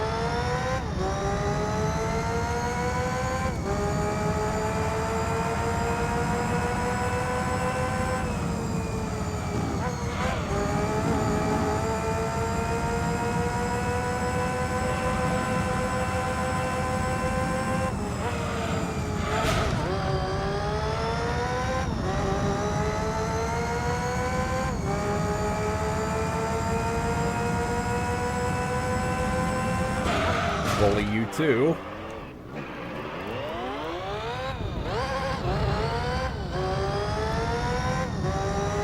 I so love. Needless to say, in case you can't tell, I love bullying other racers in this game, just smashing them into walls and then passing them. In Forza Motorsport, you can't really do that if you have your damage turned on. Otherwise, you'll just destroy your own car.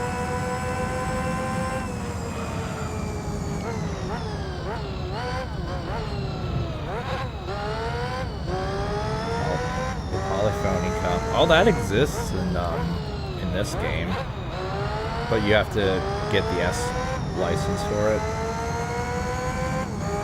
400 top speed. Bad for turning. Yeah, fast cars are generally bad for turning. Can't pass 250 kilometers. Wait, what?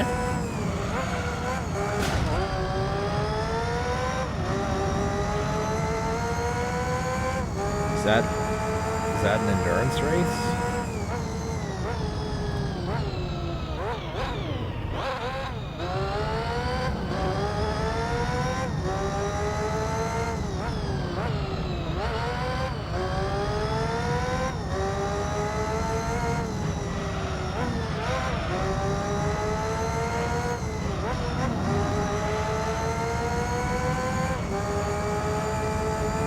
Where we need to turn in high speed. Oh, okay.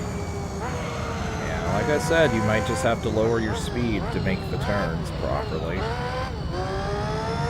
I wouldn't know how hard the race in question is. Also, I don't know if Now, Forza has difficulty settings, and if I recall correctly, the higher difficulties are really unfair. Unless you just overpower your way through the events.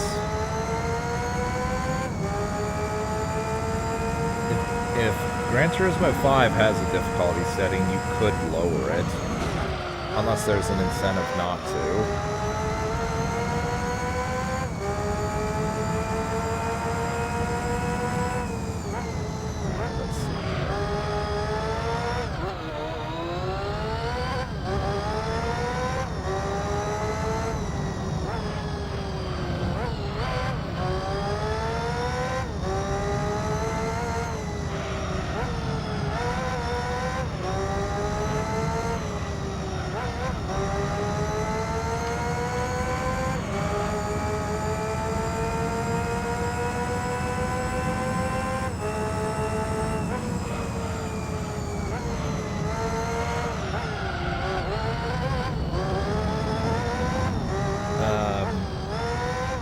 Similar or the same.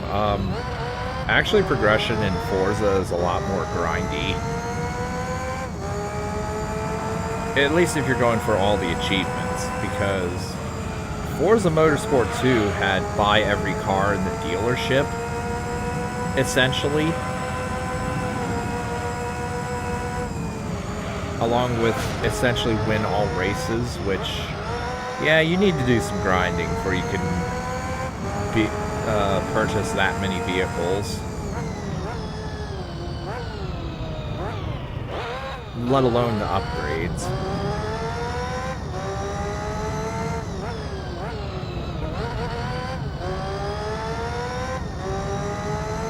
And then Forza 3 is the exact opposite, where there's like a billion races to do,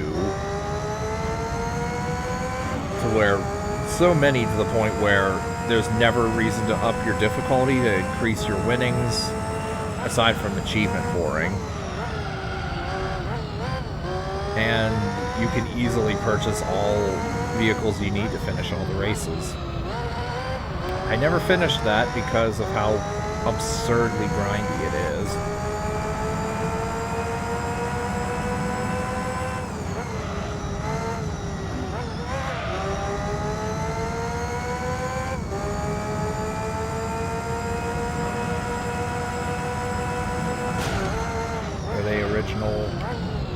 Circuits or racetracks? No. As far as I'm aware, they are not original, because Laguna Seca appears, Nürburgring appears, Le Mans appears in 3, Road Atlanta appears in 3.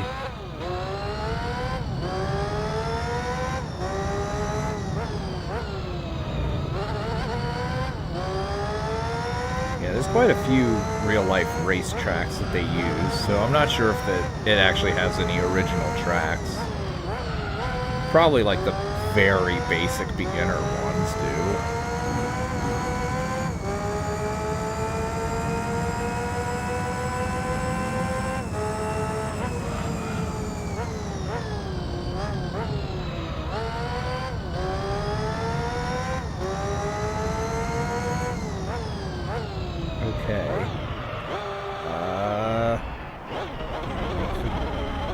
Damn pit stop, come on.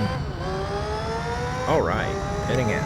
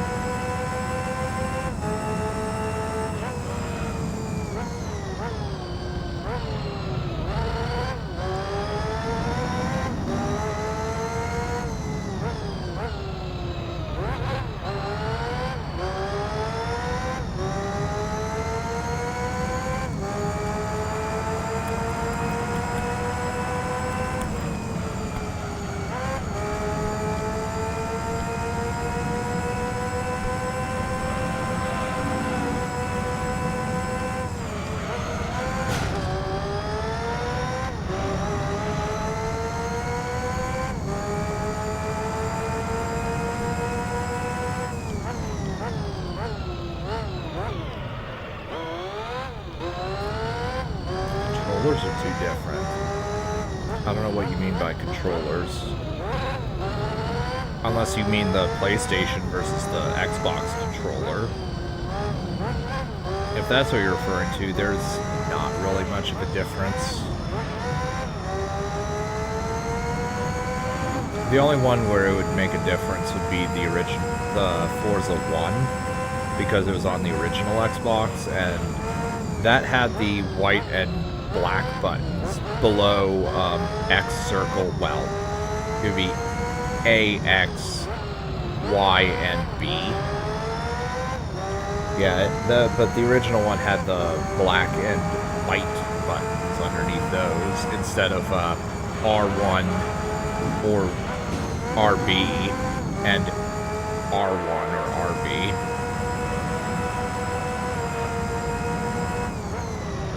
But yeah, they're the same otherwise.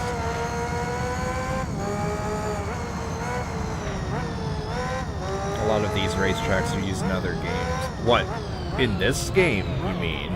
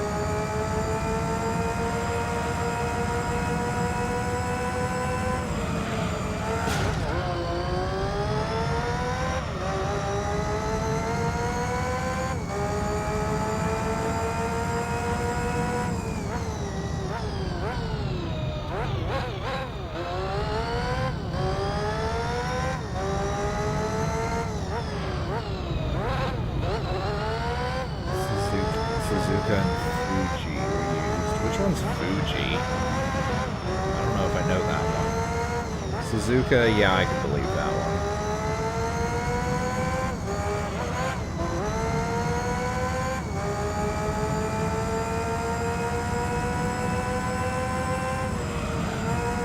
one. You would not bad at cutting corners in racing games, and you would not fare well in Star Wars Racer competitive. Neither would I, but in order to be good competitively in Star Wars Racer, you have to cut every corner possible. One of which requires you to do an insanely tight and also claustrophobic canyon section. Ideally, you could do this with Ben Quadinaros while he's fucking boosting. And I don't know how the hell you do. But it's the most difficult track in the game. Nürburgring is only on Gran Turismo games. No, it's in Forza.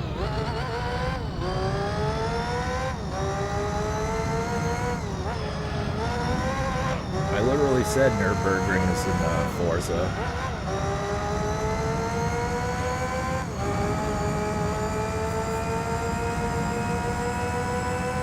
I don't know if it's in Gran Turismo or not. It's not in 3.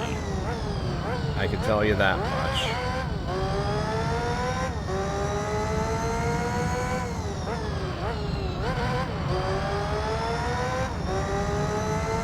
The GP track is longer.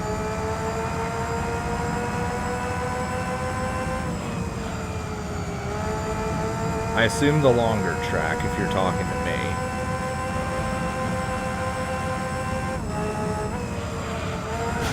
Also 30 minutes. We are 1/4 of the way there.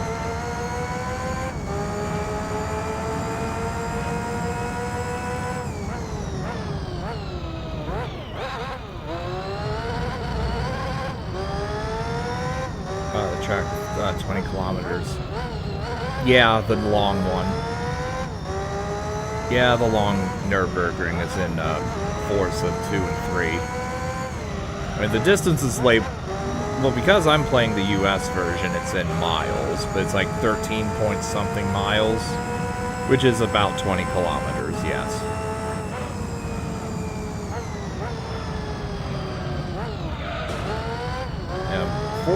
Forza 2 actually has a couple of time trials. And this game also has some time trials, which I will not be showing off. Pardon me. Where you use a certain vehicle, do a certain racetrack, and try to beat the time.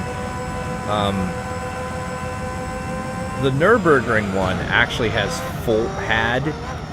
4 times on the leaderboards under 7 minutes. Out of like the however many thousands, if not maybe even millions of times, 4 people got under 7 minutes. The target time to beat is 7:08, by the way.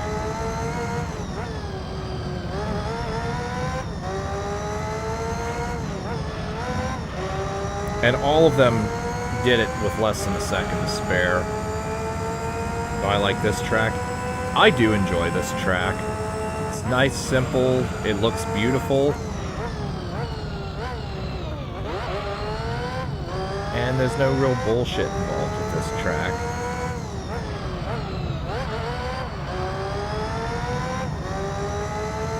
Lord knows if Rome ever actually looked like this in 2000 or 2001. Probably not. But whatever.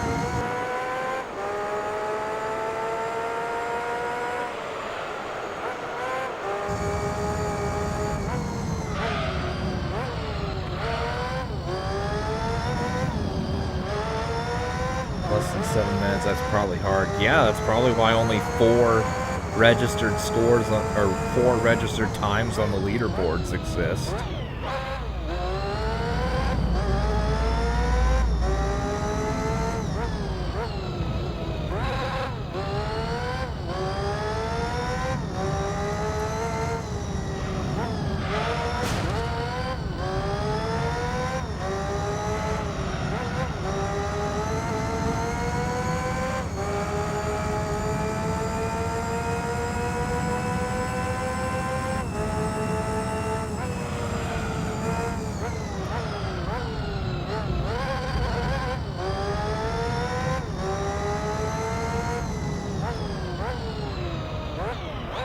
Let's just make a pit stop now. Let's just do every 8 laps.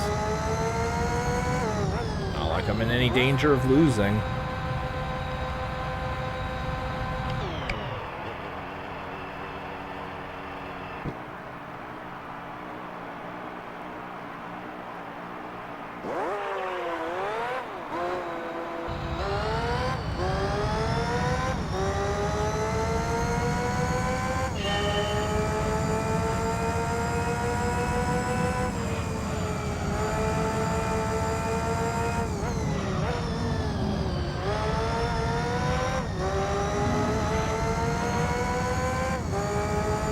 Now, before I end this stream, I want to show just how fast the tires wear out when you choose the super soft tires.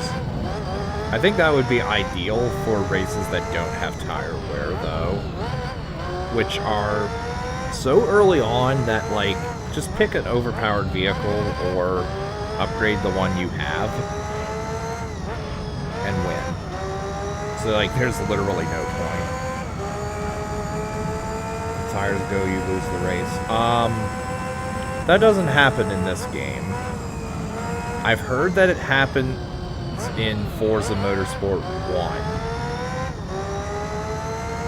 1. The tires don't go out. The tires never go out. It's just the car gets really, really hard to control. The same thing happens in Forza 2. But like I said, apparently in Forza Motorsport 1, they can just rupture and then you're screwed.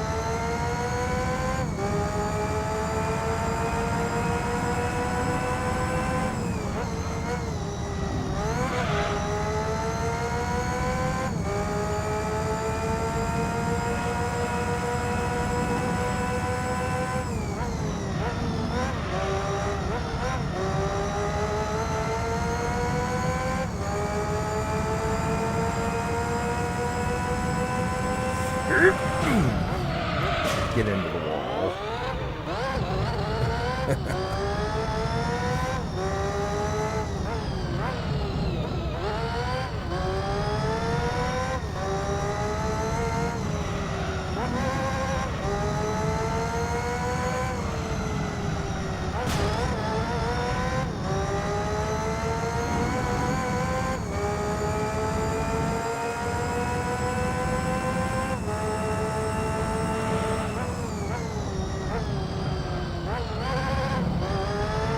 I wish there was a drift button in this game other than the handbrake.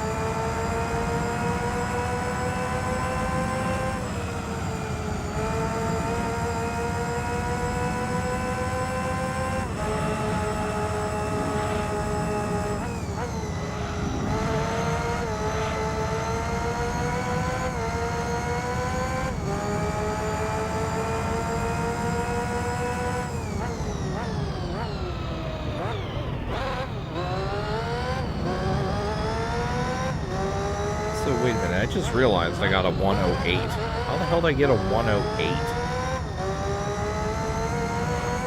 I feel like when tire durability goes down to the yellow stage, the car actually gets faster.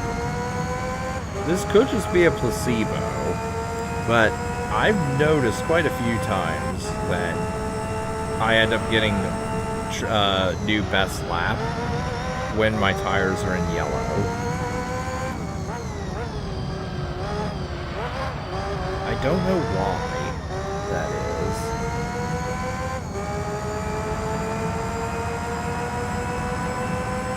Unless I'm just adapting and getting good. Don't have 24-hour racing? No, that is not in this, thankfully. If that was in this would probably be handled the same way it was in 2, which I mentioned earlier, where you can apparently save at the pit stop.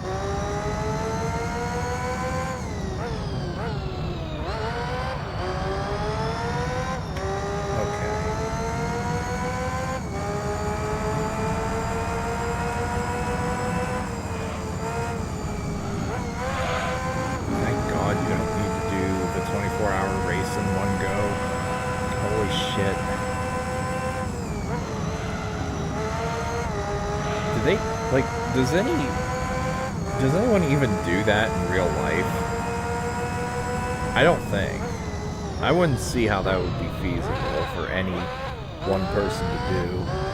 Or do you have climate changes day-night cycle? Not in 2 or 3. I haven't played any of them after 3, so I can't comment on future titles. Maybe the future ones do.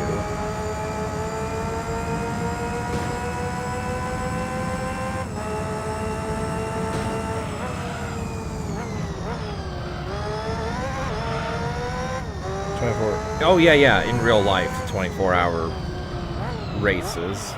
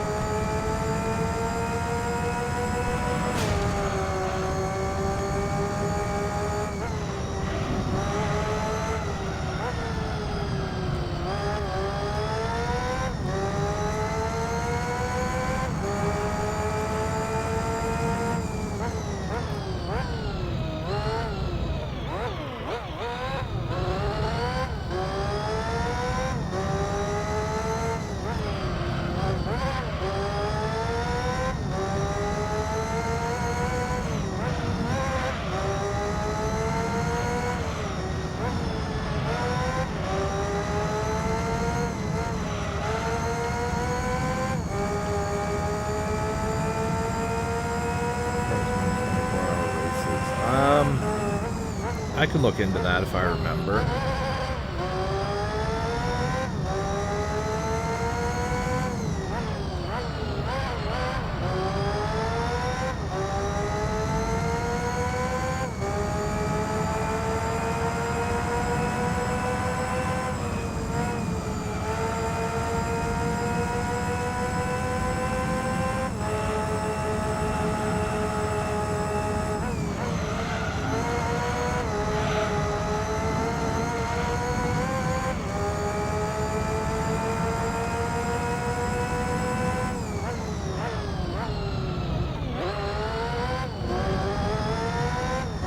PS3 is a slim model? I don't think so.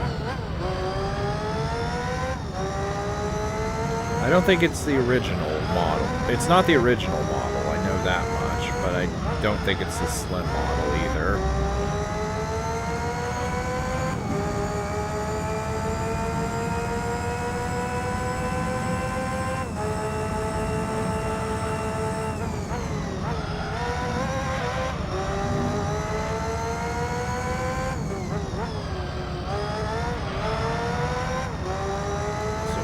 This lap is good. Yeah, this lap is good. Holy hell. If I could do that all the time, that'd be nice. 90 miles. I'm going to assume we've gone 90. 91 miles and 38 laps. Jesus.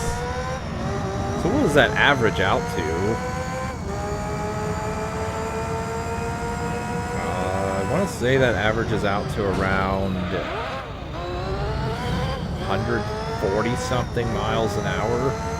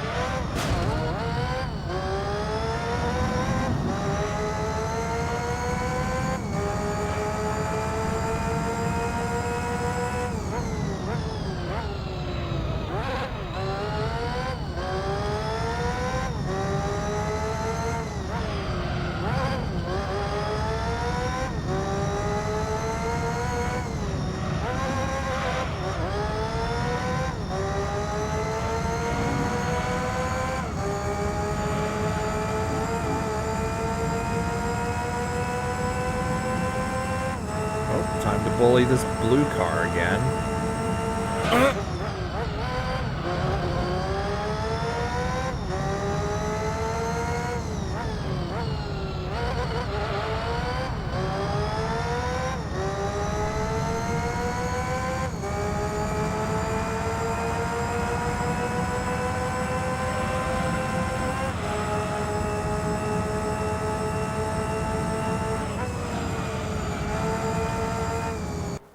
Notes for Zagar mention. Yeah, sure, Kimo. You can mention the username as a guest appearance. Since it's not like I did anything in that run. Well, actually I did. I put Tahaka in his timeout corner and walled him in, but that's all I did.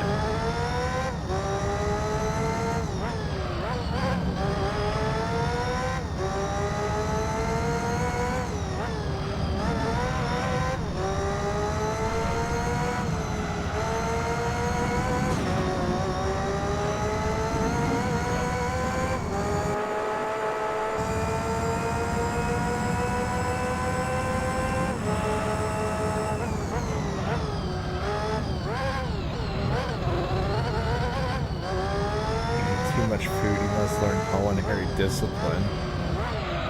Or he's just being scolded for destroying Amon too many times.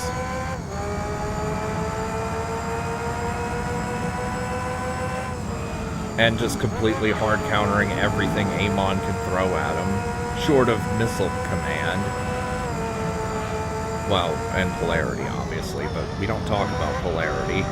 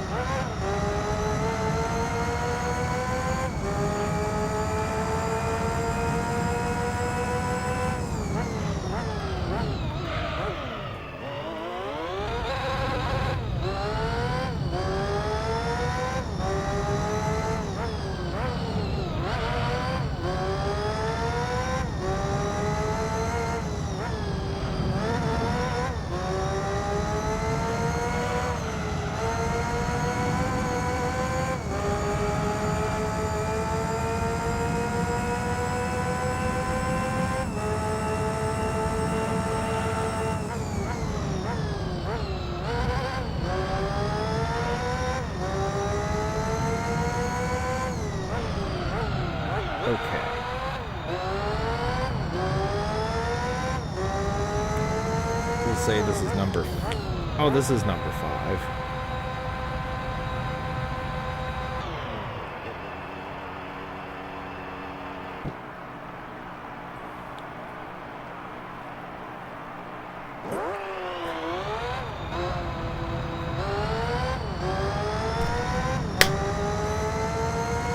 I'm trying to crack my finger. Bend it backwards and crack it that way, but I have a feeling if I keep trying, I'll just break my finger in half.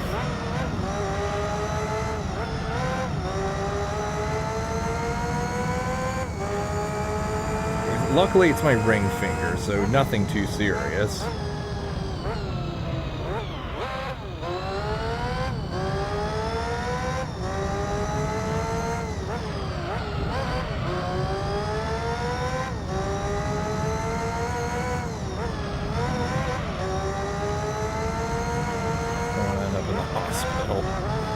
I might just fight through the pain anyway. Knowing my dumbass, I probably have broken a finger or two and just kept doing what I do. I'm too stubborn to quit. That might be why, like, I swear to God, my right thumb... I'm pretty sure my right thumb is double jointed, but my left isn't. It used to not be that way.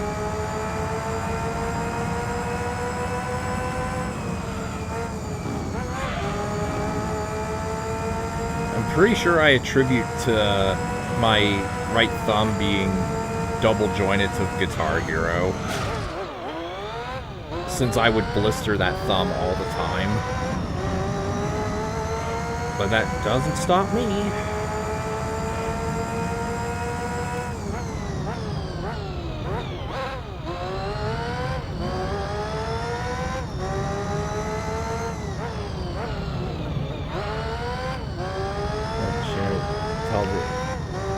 Ability patterns for the slivers.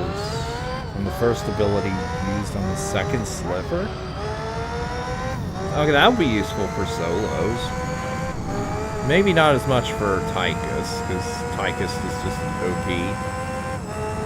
And Zeratul, if you decide to say Canon's good, LOL.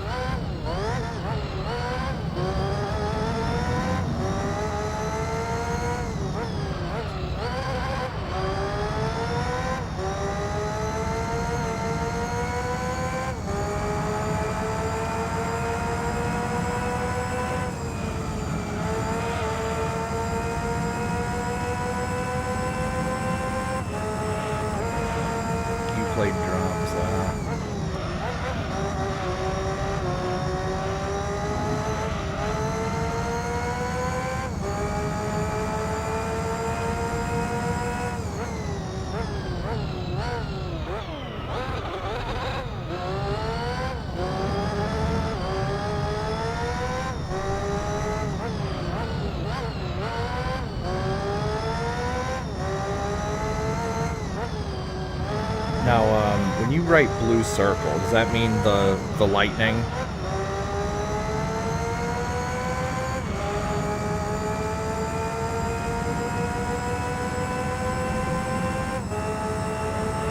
Okay.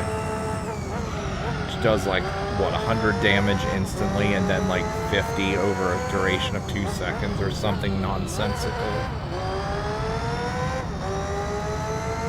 God, that shit sucks when you're trying to do Kerrigan with Hydralisks and no Omega Worms.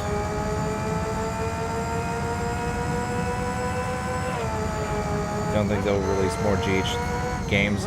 No. There's no way they will. Well, what happened was Activision saturated the fucking market in 2009. They released, like, I shit you not, a Guitar Hero game every, like, 1 or, like, 2 or 3 months. Let's see here. Alright, let's see here. March 2009, GH Metallica. June 2009, GH SH, also known as GH in PAL versions. GH5 in September. GHVH in December. That's not counting Band Hero, and that's not counting DJ Hero. They flooded the market to the point where everyone got sick of it. That's what happened the first time around. Second time around, they made GH Live, which was basically just a cash grab.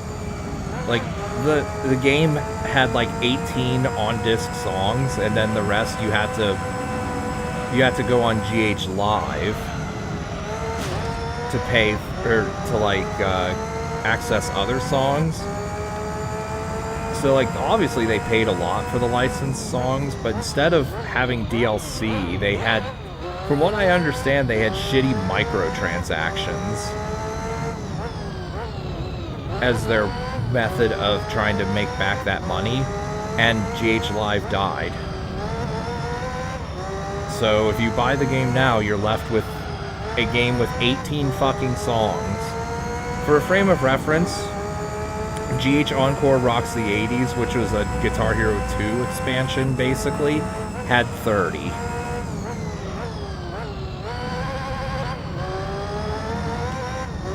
Worse is Death Grip. Oh yeah, Death Grip is so shitty. It is so shitty and so fucking nasty. Unless you're Stukov P3, then it's just whatever.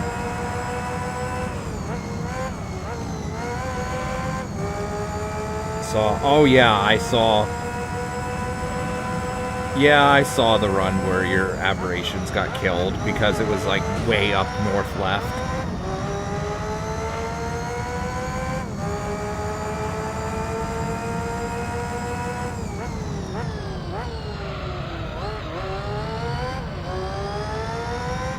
I thought of buying GH Live, by the way, but I never did.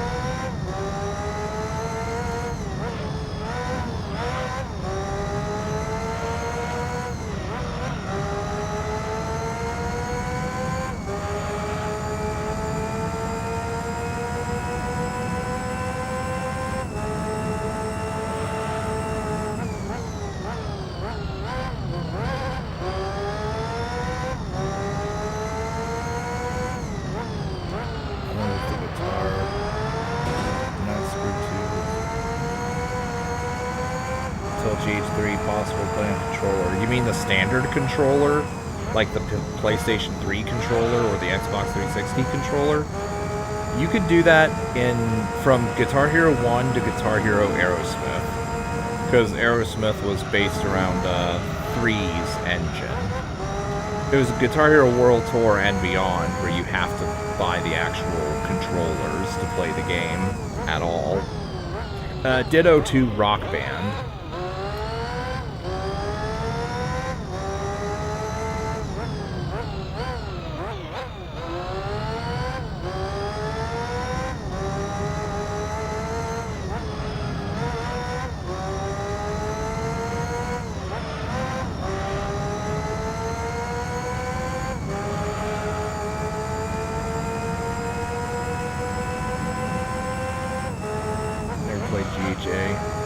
It's alright. Nothing spectacular. I beat the game in one day. And that was back when I was a noob. Good songs from other bands. Yes, She Sells Sanctuary by The Cult is in there. I Hate Myself for Loving You by Joan Jett and the Blackhearts is in there. Sex Type Thing by Stone Temple Pilots.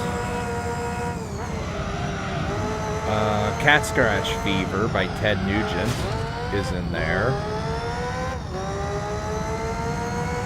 I believe a cover of Dream Police by Cheap Trick is in there. I think that's a cover, though I could be wrong.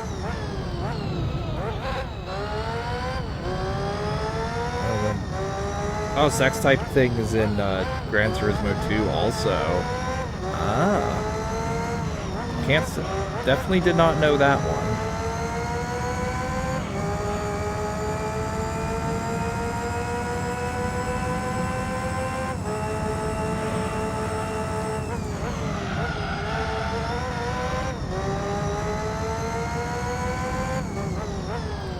chores in advance. So you gonna go back to grinding levels with Nova?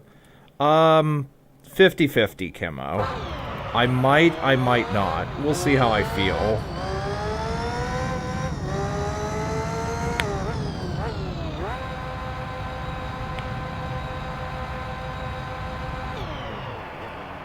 Dragula remix. I did know Dragula was on there. Oh, the same one on the Matrix movie. Oh.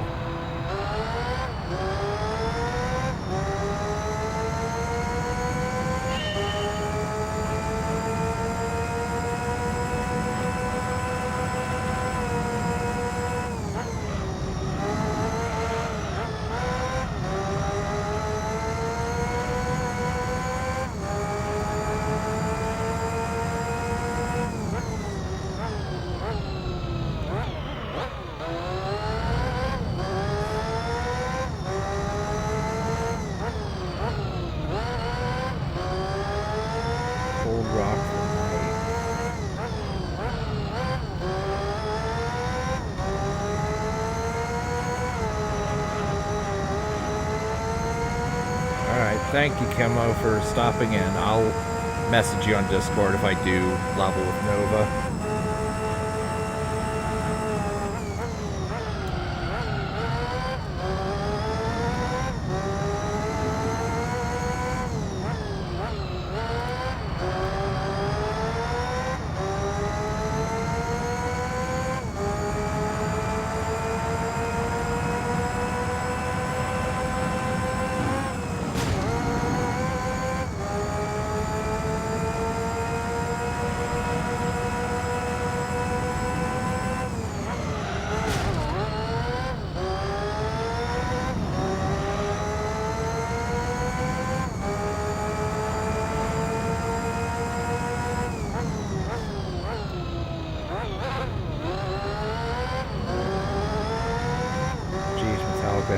Oh yeah, there was a lot of good other songs in GHM,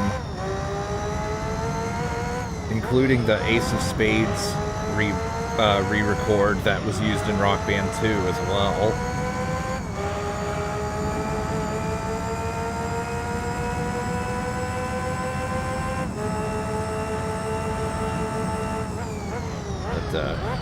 But speaking of which, Sweet Mother of God War Ensemble is hard on Expert Plus drums.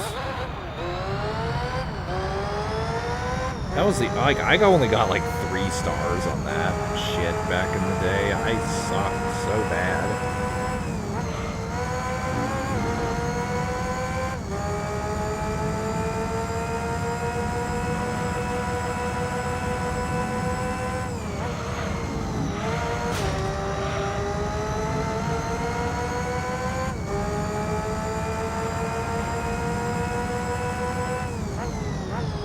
I do have that, or I did have that song in my MP3 player back in the day.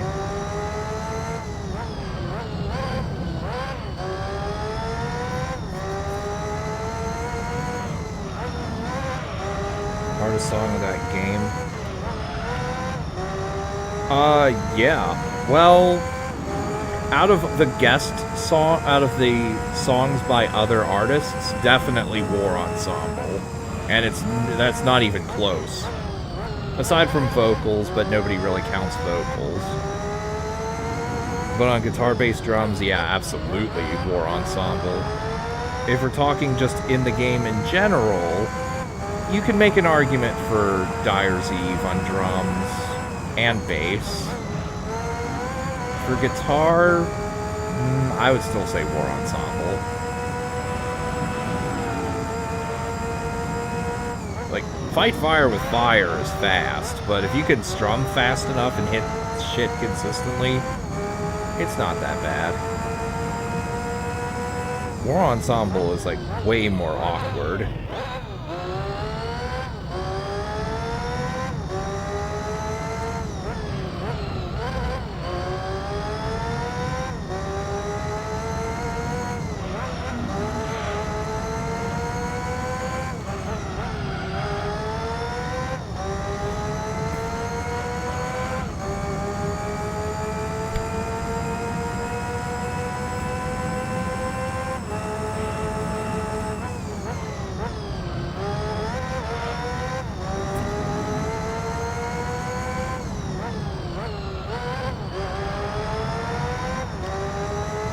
Whiplash solo too hard. Whiplash is an easy song to pass. Full combo is hard because the tapping notes are fucking busted in GH4. But just beating the song is trivial. It's just alt strumming through 95% of it.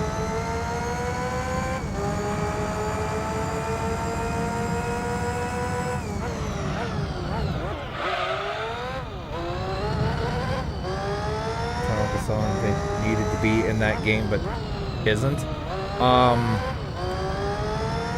Harvester of Sorrow, The Frayed Ends of Sanity. I think Call of Cthulhu should have been in there. Ride the Lightning should have been in there, definitely. I would say Escape, but that was actually in GH World Tour. They should have put that one in anyway, just for the double bass charting. Double bass drums charting. Damage Inc. should have been in there. Leper Messiah should have been in there.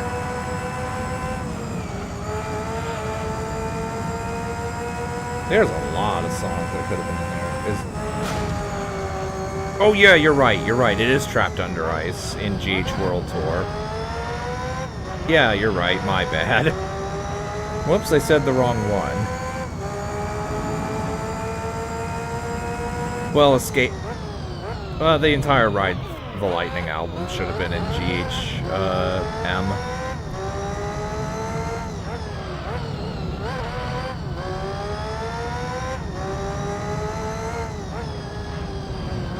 You can download Call of Cthulhu to play in, Clone Hero these days.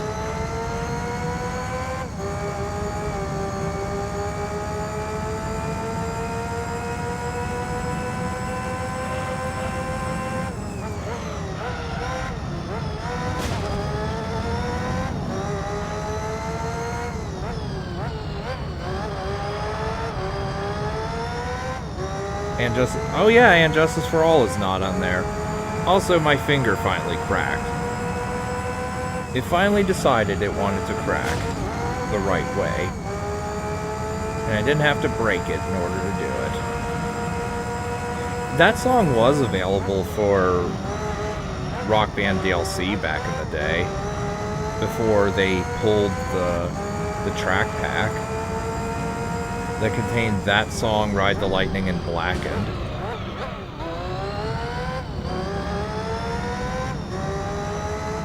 Which reminds me, Blackened and, fuck, what's the third song on And Justice for All? This album?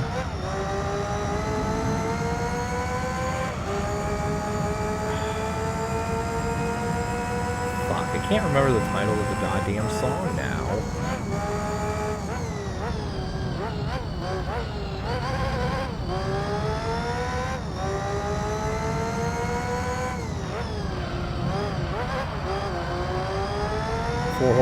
Four Horsemen.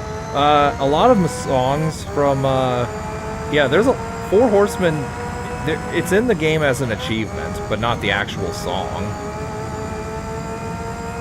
That one's not in there.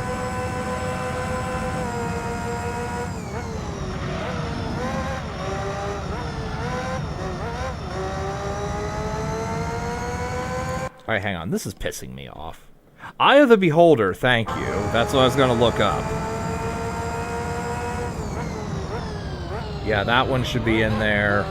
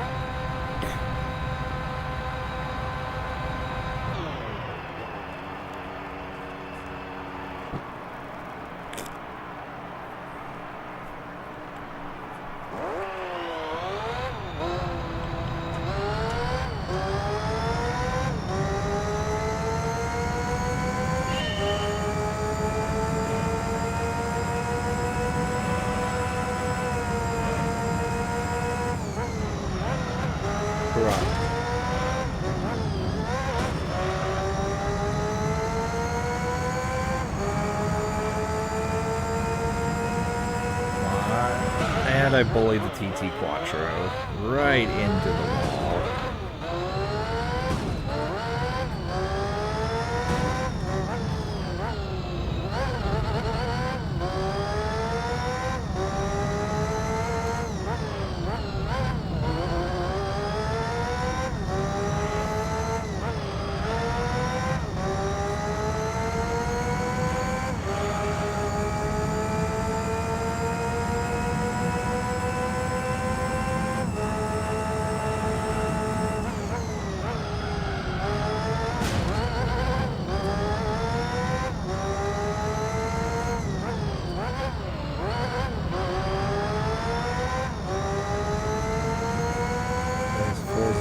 Better damage system. Yes. Yeah, it definitely has a better damage system than this game, which is non-existent. But you do have to toggle it on and off.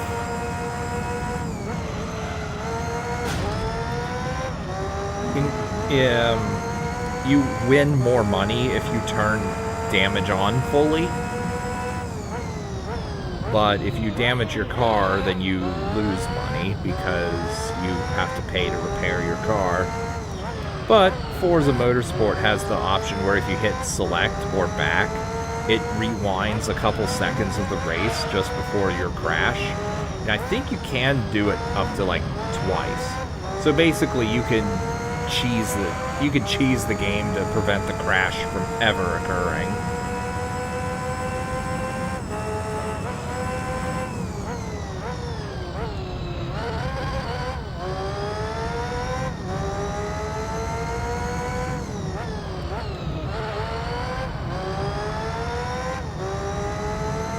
Your car. Oh yes, you can. Well, not as in totaled you no longer have access to your car, but you can, as far as I'm aware, you can't go that far. But I do know that you can damage your car to the point where it no longer runs in the race. And so you have to start the race over if that happens. Or not, well, rewind at least.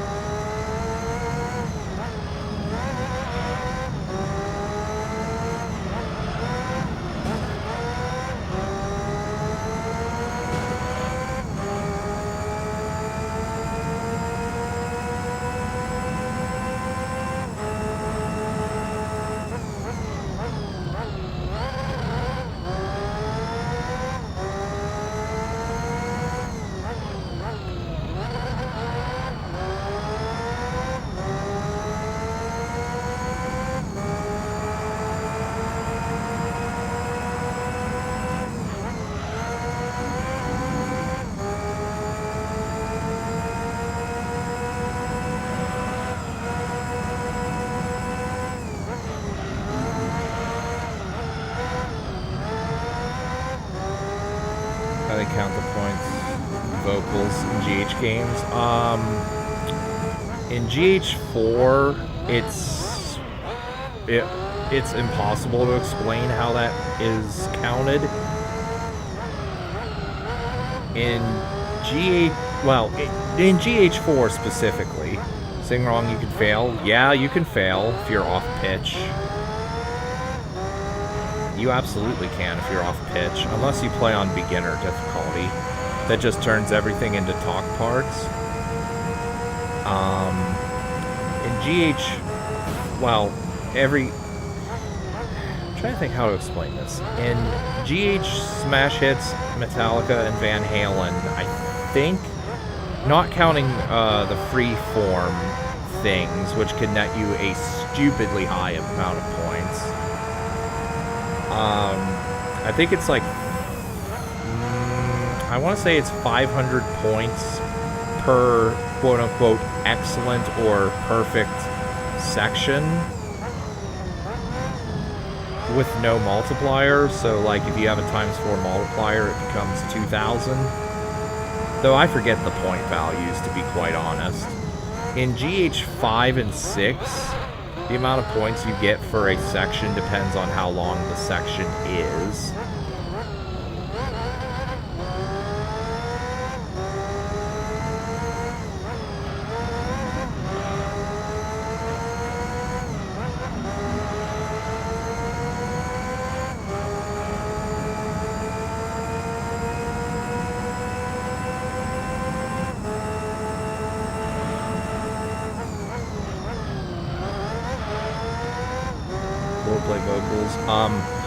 I personally despise playing vocals in GH4's engine. Overall, that includes Metallica, Smash Hits, and Van Halen. GH5's is not as bad, but it's still just... If I want to play that, I'll play Rock Band. Thank you very much. That is my overall take on vocals in Guitar Hero. I would much rather play Rock Band. It's easier to tell what's going on, in my opinion.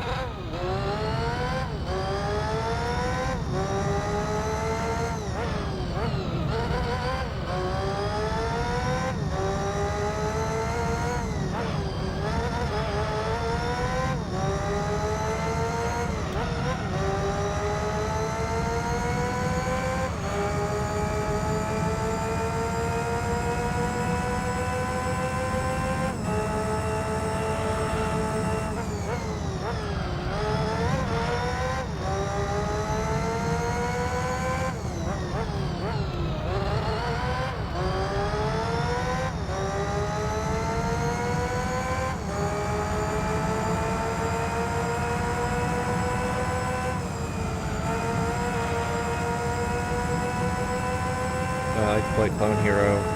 Yeah, well, I haven't played it recently, but yeah, I love playing Clone Hero, and you should play Clone Hero 2 if you still have an instrument for, at least for the 360.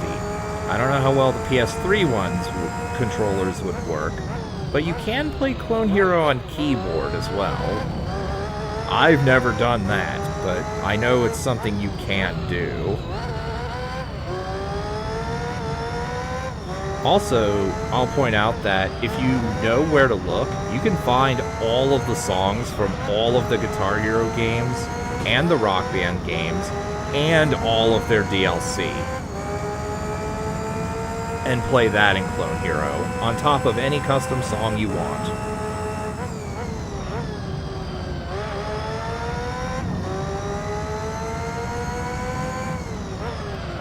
The only reason, honestly at this point, the only reason you'd play the original games is for the novelty of it. Which I have kind of wanted to do for Guitar Hero 1, just to show how absolutely fucked hammer-ons and pull-offs are in that game.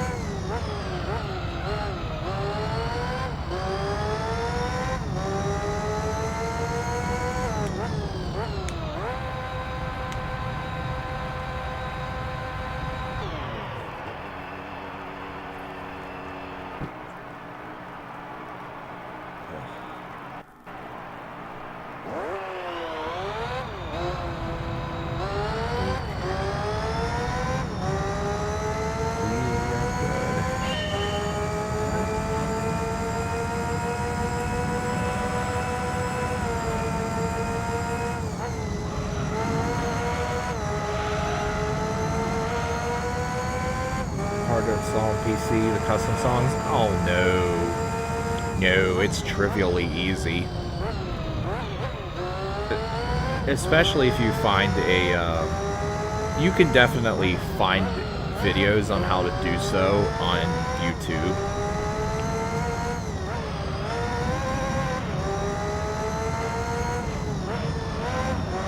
Yeah, it is ridiculously easy to download custom songs in Clone Hero and install Clone Hero. Clone Hero's installation is literally self-explanatory. You download it, you install it the way you would install pretty much anything else, and then you're good. Play on controller. You mean standard 360 controller? I don't know about that one. But if you're talking Guitar Hero controller, yes.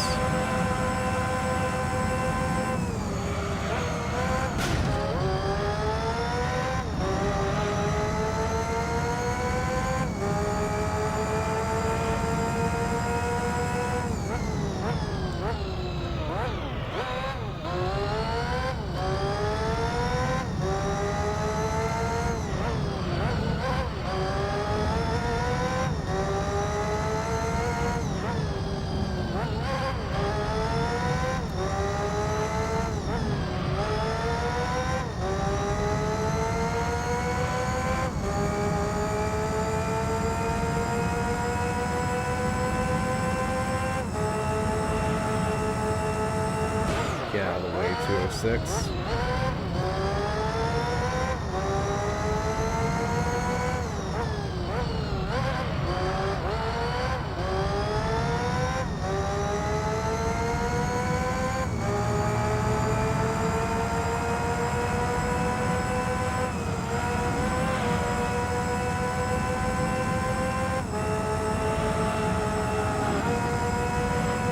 Oh God. You tried to install custom songs, you tried to install on GH3. What, on GH3 PC? I've heard unanimously that shit was a pain in the ass to do. And literally everyone who's ever done both says just do Clone Hero. Don't fucking bother with GH3 PC.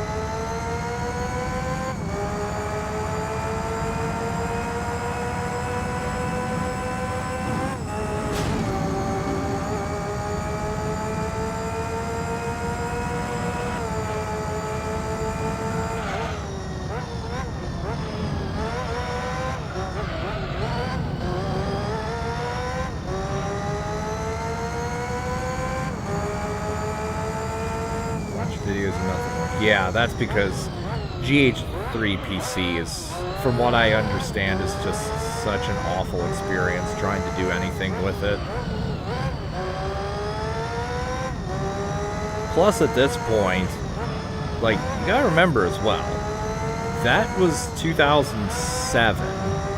So, its system compatibility was probably just for Windows XP and Vista. Needless to say, we're at Windows 10/11 now. So it's probably just not. There's probably things that are just not even compatible with whatever computer you're using.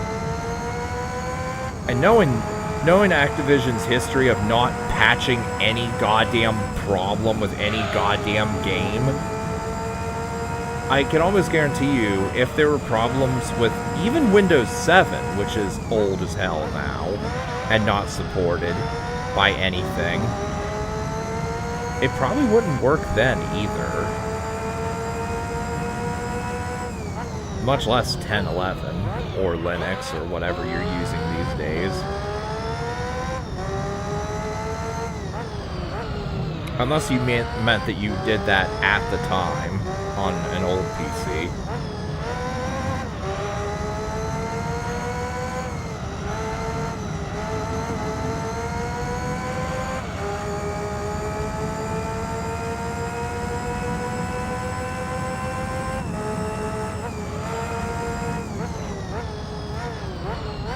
by the way, I'll point out, since I'm on the topic of Windows XP, I know this will probably piss some people off, the nostalgists.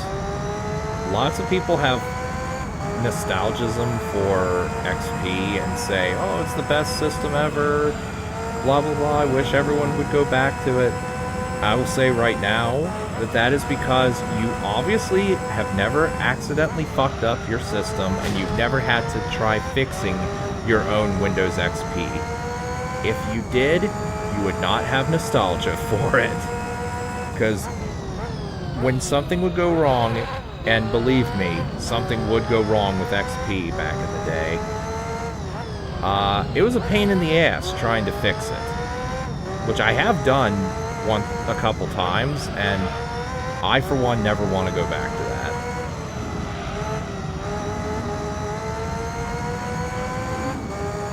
Problem is the game.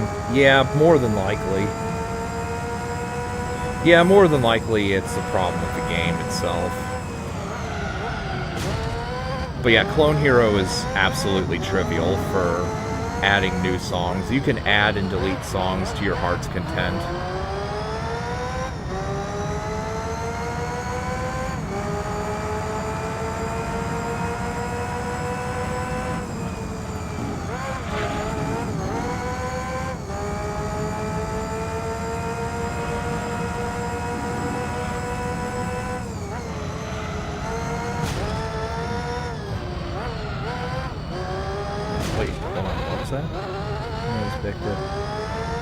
Just went live. You don't have to hold out for me, Blue Hedgehog Man. I'll be going for another 30 minutes or so.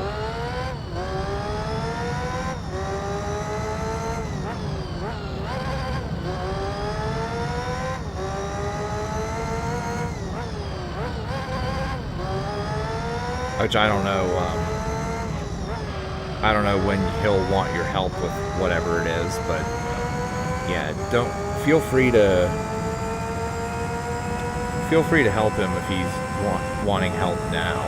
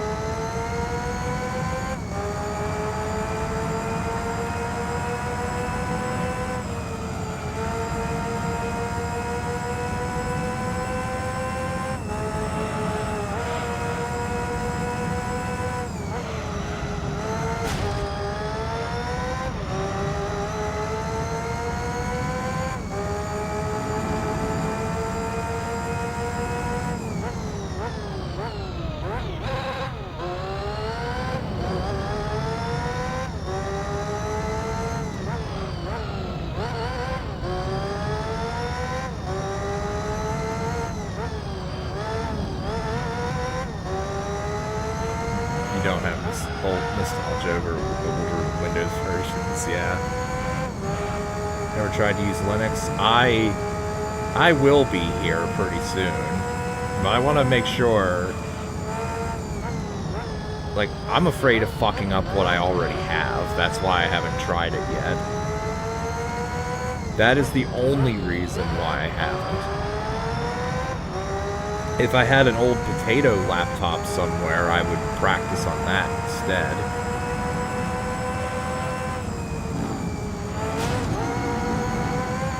Although, the smarter thing to do would just be to get a huge flash drive and just back everything up onto it.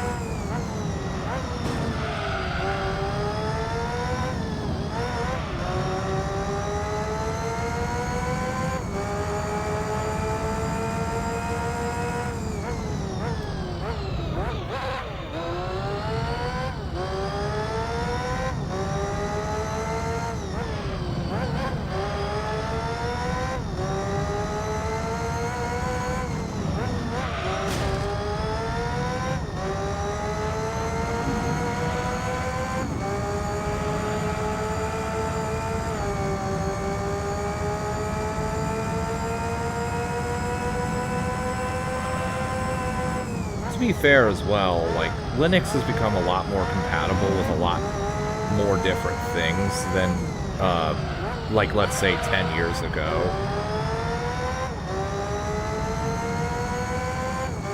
And no matter what you do, you will have to use Windows for some things, especially if in a professional setting.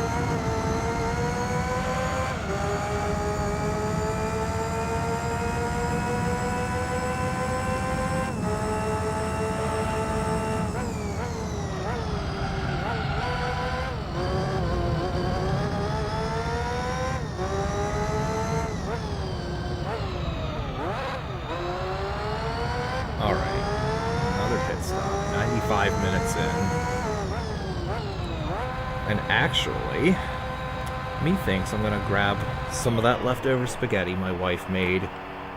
I'll keep the game running. Be right back.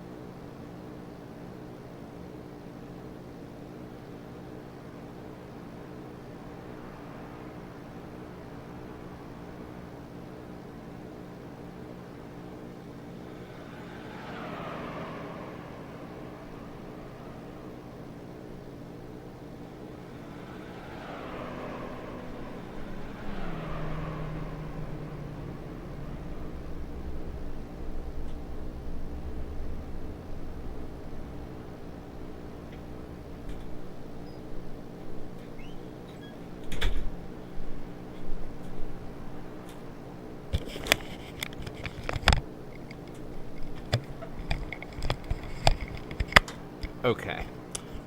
Game doesn't show how many laps I've compared to the second place. Probably does, but I have to wait for the second place person to finish.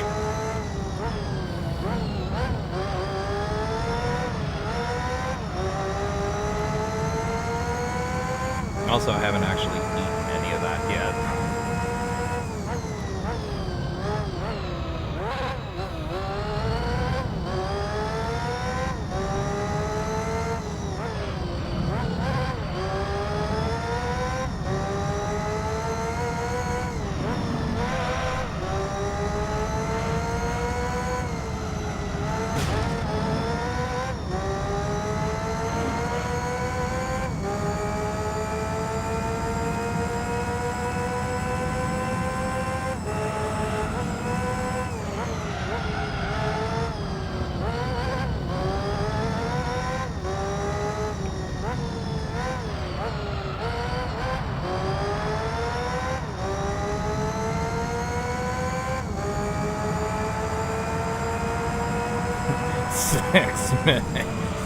A 6-minute lap.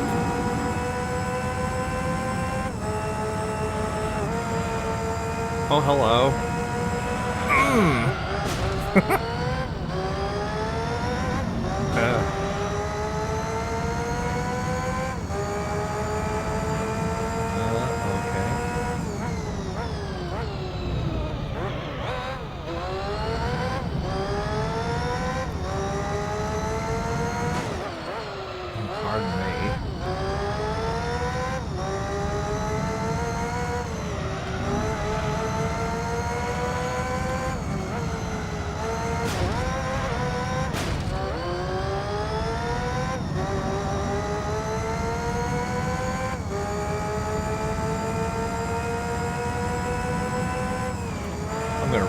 I don't have to do either of these again for some unlockable car for a tournament where I have to use XYZ vehicles.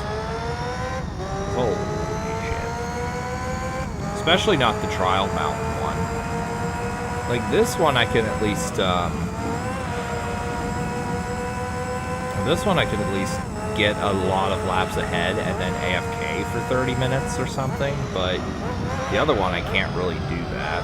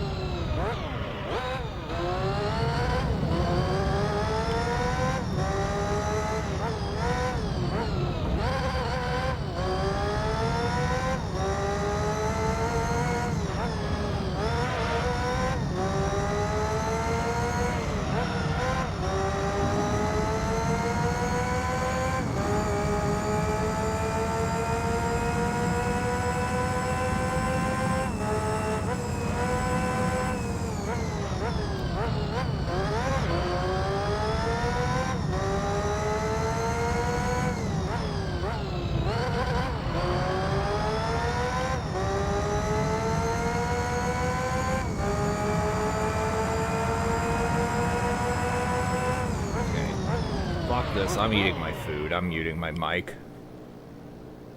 Where is it?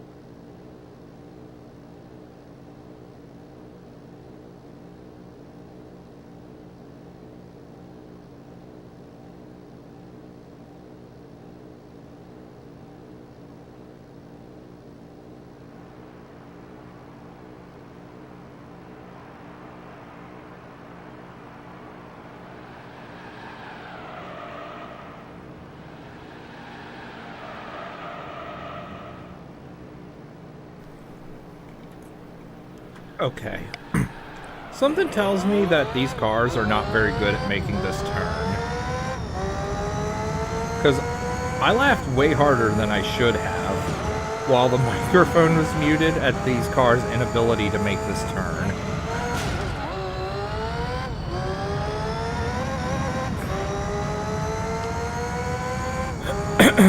And, okay. They're too far ahead. Damn it. I was gonna slam them in. Oh, wait a minute. Get in the wall. Get into the wall. How many times have I smashed into this Audi? Don't even have the risk of losing it. No, dude, I'm too far ahead. I have lapped everyone else way too many times to the point where I could get away with that. Where I could get away with not only leaving the room, getting my spaghetti, heating it up, bringing it back, and then eating it. I'm still in first. Because, yeah, I've been so much faster than everyone else that there's no way they can do as many laps as me.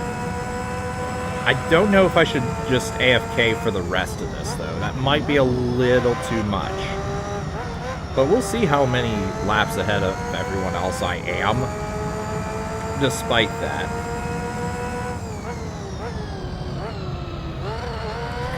Fortunately, the game does not say, oh, you haven't done anything too long. Okay, well, you've automatically failed. Thankfully, the game doesn't do that. Or if it does, the amount of time you have to be idling is so huge that it would never happen. I swear to God, at one point I did this exact race for like an hour and a half-ish. Or, I forget how long it was. But for a long time, then I stopped playing the game. I left the game running. I stopped playing the game to watch, I think it was David Letterman, and then would just go back to it during the commercials, rinse, repeat, and I still won the race. So, yeah.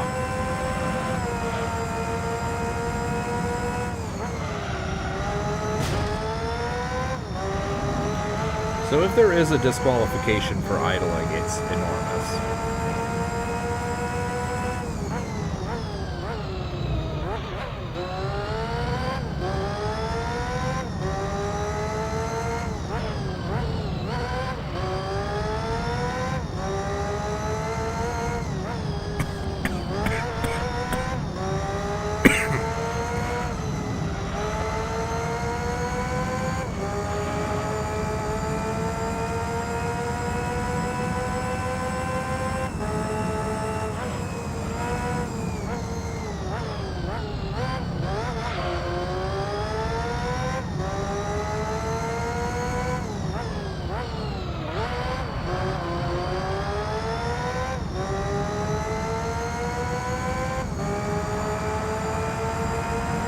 Final 9 minutes.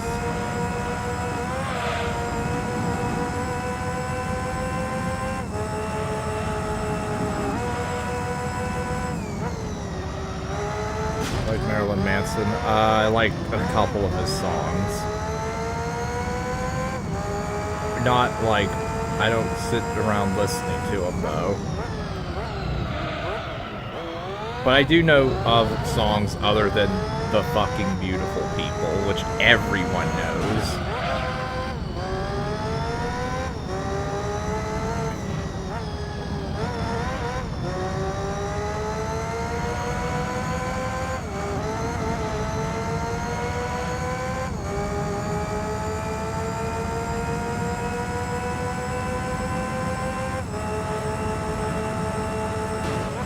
And I missed the mark on the turbo.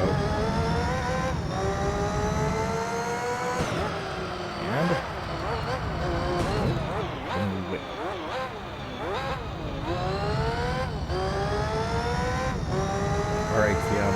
I'll be honest, the only couple songs of theirs I know Get against the wall, Audie.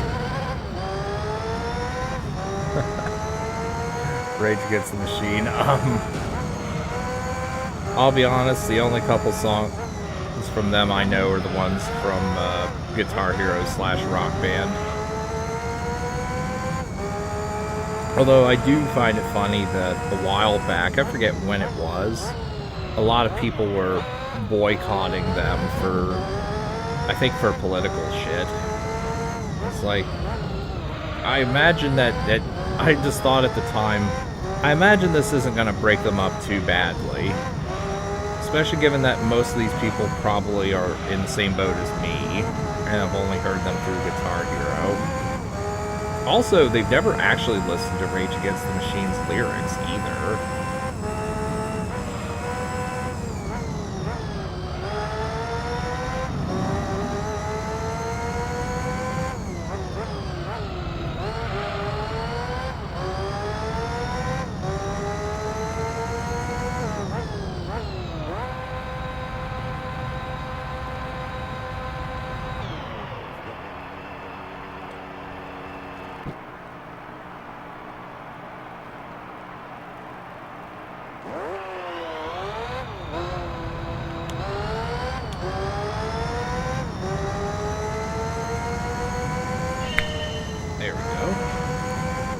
Knuckle did not want to crack, so I had to slam my forearm into it to make it crack.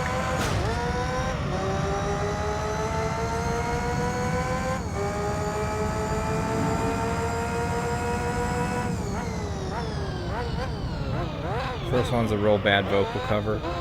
What, Killing in the Name in GH2? Yeah, that one was pretty bad.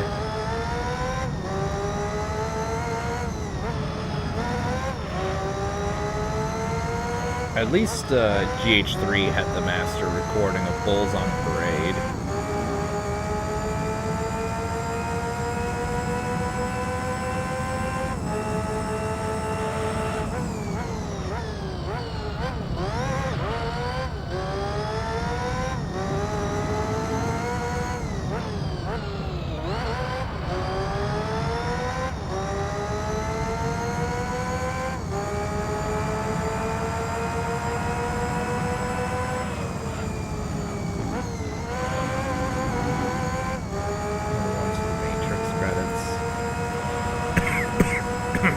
I'd have to listen to those again.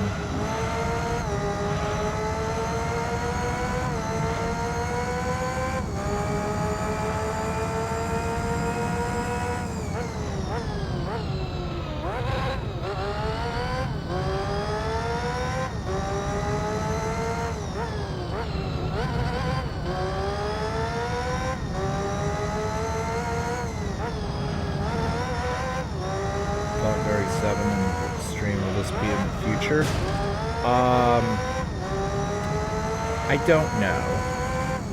It'll definitely be within this year. When, I don't know. More than likely, it will be after I'm done with Flame Knives, and it'll definitely be when I'm done with Flame Knives, Campaign Reconquered, Spyro 3, and maybe this. And I get back into the schedule of stream twice a week, upload 3 times a week, like I was doing before in the past.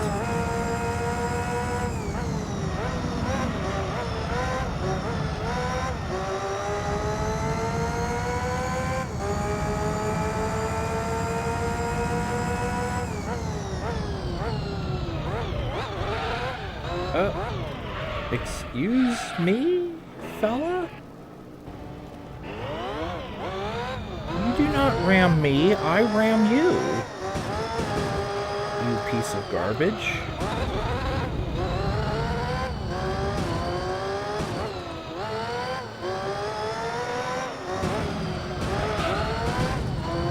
Know your place, you asshole.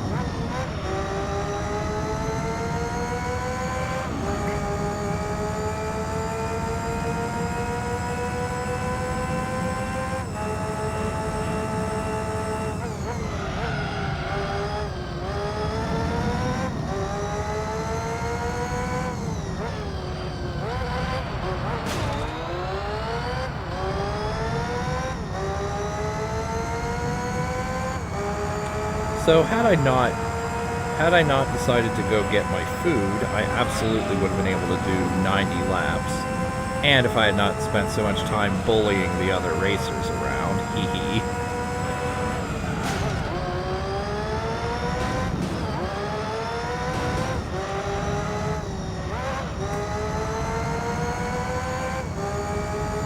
But oh well.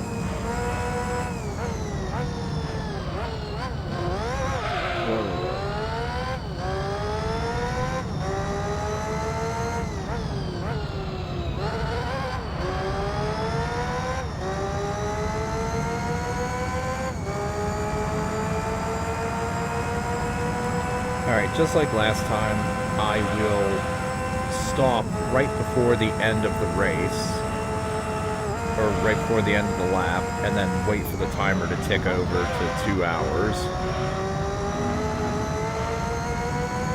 And that'll be the last noteworthy thing I do on the stream.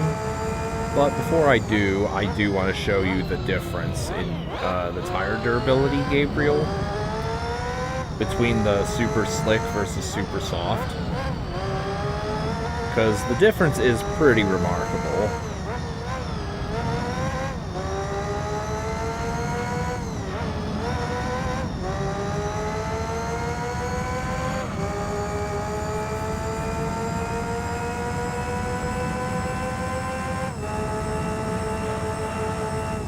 Alright, I could have done 90, but... or I could do 90, but no real point in doing that. No real point. Just wait. 7, 6, 5, 4, 3, 2, 1, done. Let's see how many missions. How fast they can go? The tires don't affect how fast the car can go. Also, I'm surprised the Audi did not finish last.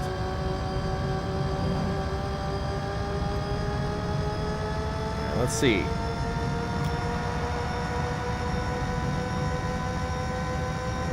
"73 laps. So even with me going to take a break to eat, I lapped second place 16 damn times. That's amazing.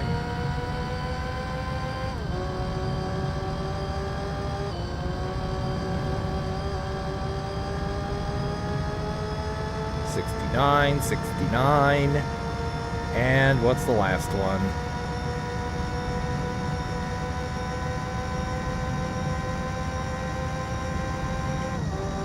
Come on, what's the last one, please?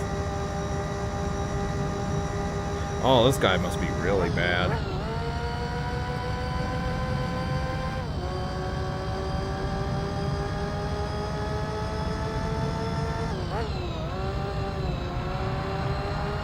It's taken so long that I've... 69. I've almost lapped him again. Alright.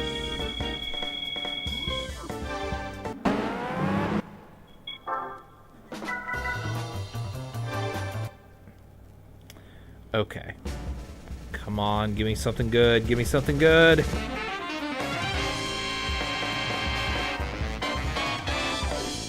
Oh, okay, I can use that for... That's a car I need to... or can use in the avant-garde circuit. Okay, no complaints there. I can use that car in this tournament. Okay, so that's it for noteworthy material, but before I go, I just want to show the difference in tires.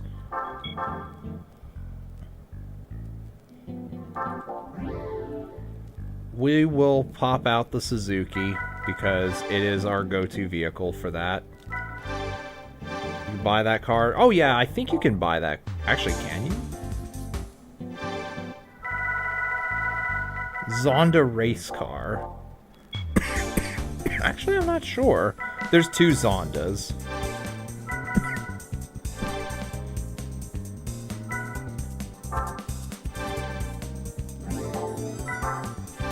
Oh no, you can't buy that. And actually, can I use it in that one?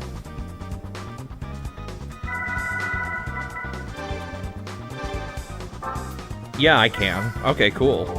So I will. Anyway.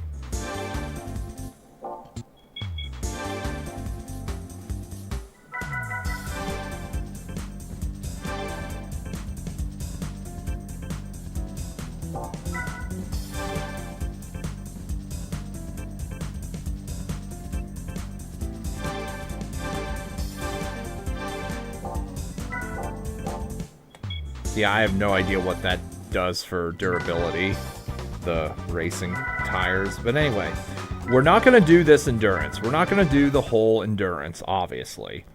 But we'll see what this tire wear is compared to the super slick ones.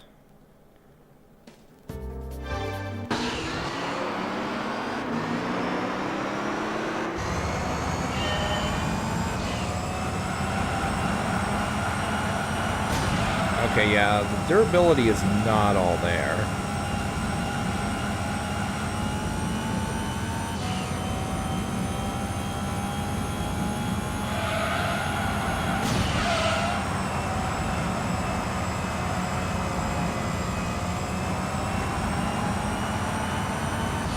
Okay, we'll just, yeah, that's how fast it wears on that tire, on those tires.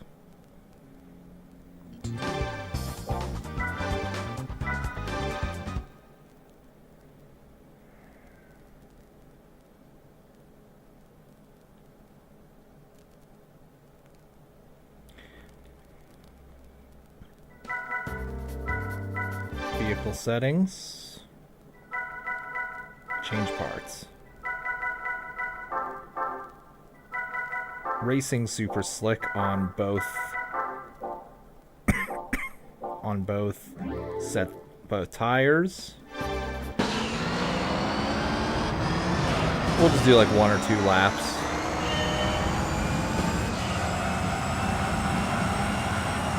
As you can see, the tires are wearing much, much slower than before with those sports tires or whatever tires they were. Very solid. These are the tires I was using for the first race with that purple monstrosity.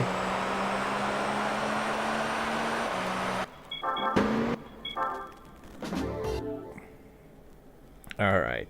And the final thing I will show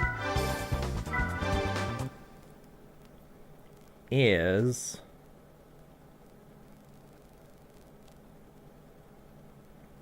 how fast do they wear out by comparison when I equip the other tires, the super soft tires. Spoiler, it's a huge difference. I'm not sure what KN means. Alright. And oh look. Oh my god. Look at that tire wear. It turned yellow immediately. Holy hell. The first one doesn't have great durability. Maybe. Certainly has better durability than this, though. Let's see how many laps it takes before it turns pure red.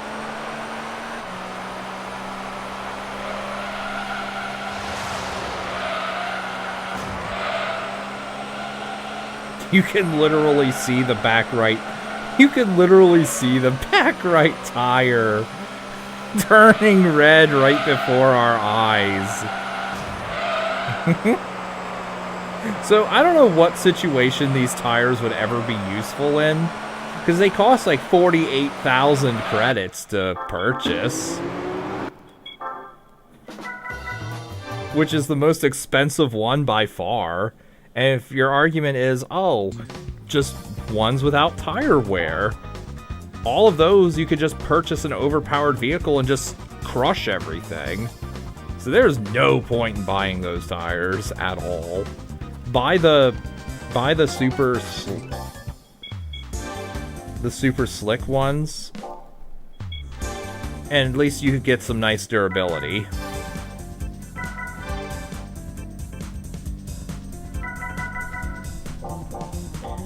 So yeah, that's it for this stream. When we come back next week, whenever that might be... Thank you, Blue Hedgehog Man. Next time, we will be doing Grand Valley Speedway and Seattle. I think this is 40 laps and this one's 60. This is going to take a while. This one might not take so long. But we will do that next time. So, thanks for watching, and make sure it's saved. I will see you guys next time. Farewell.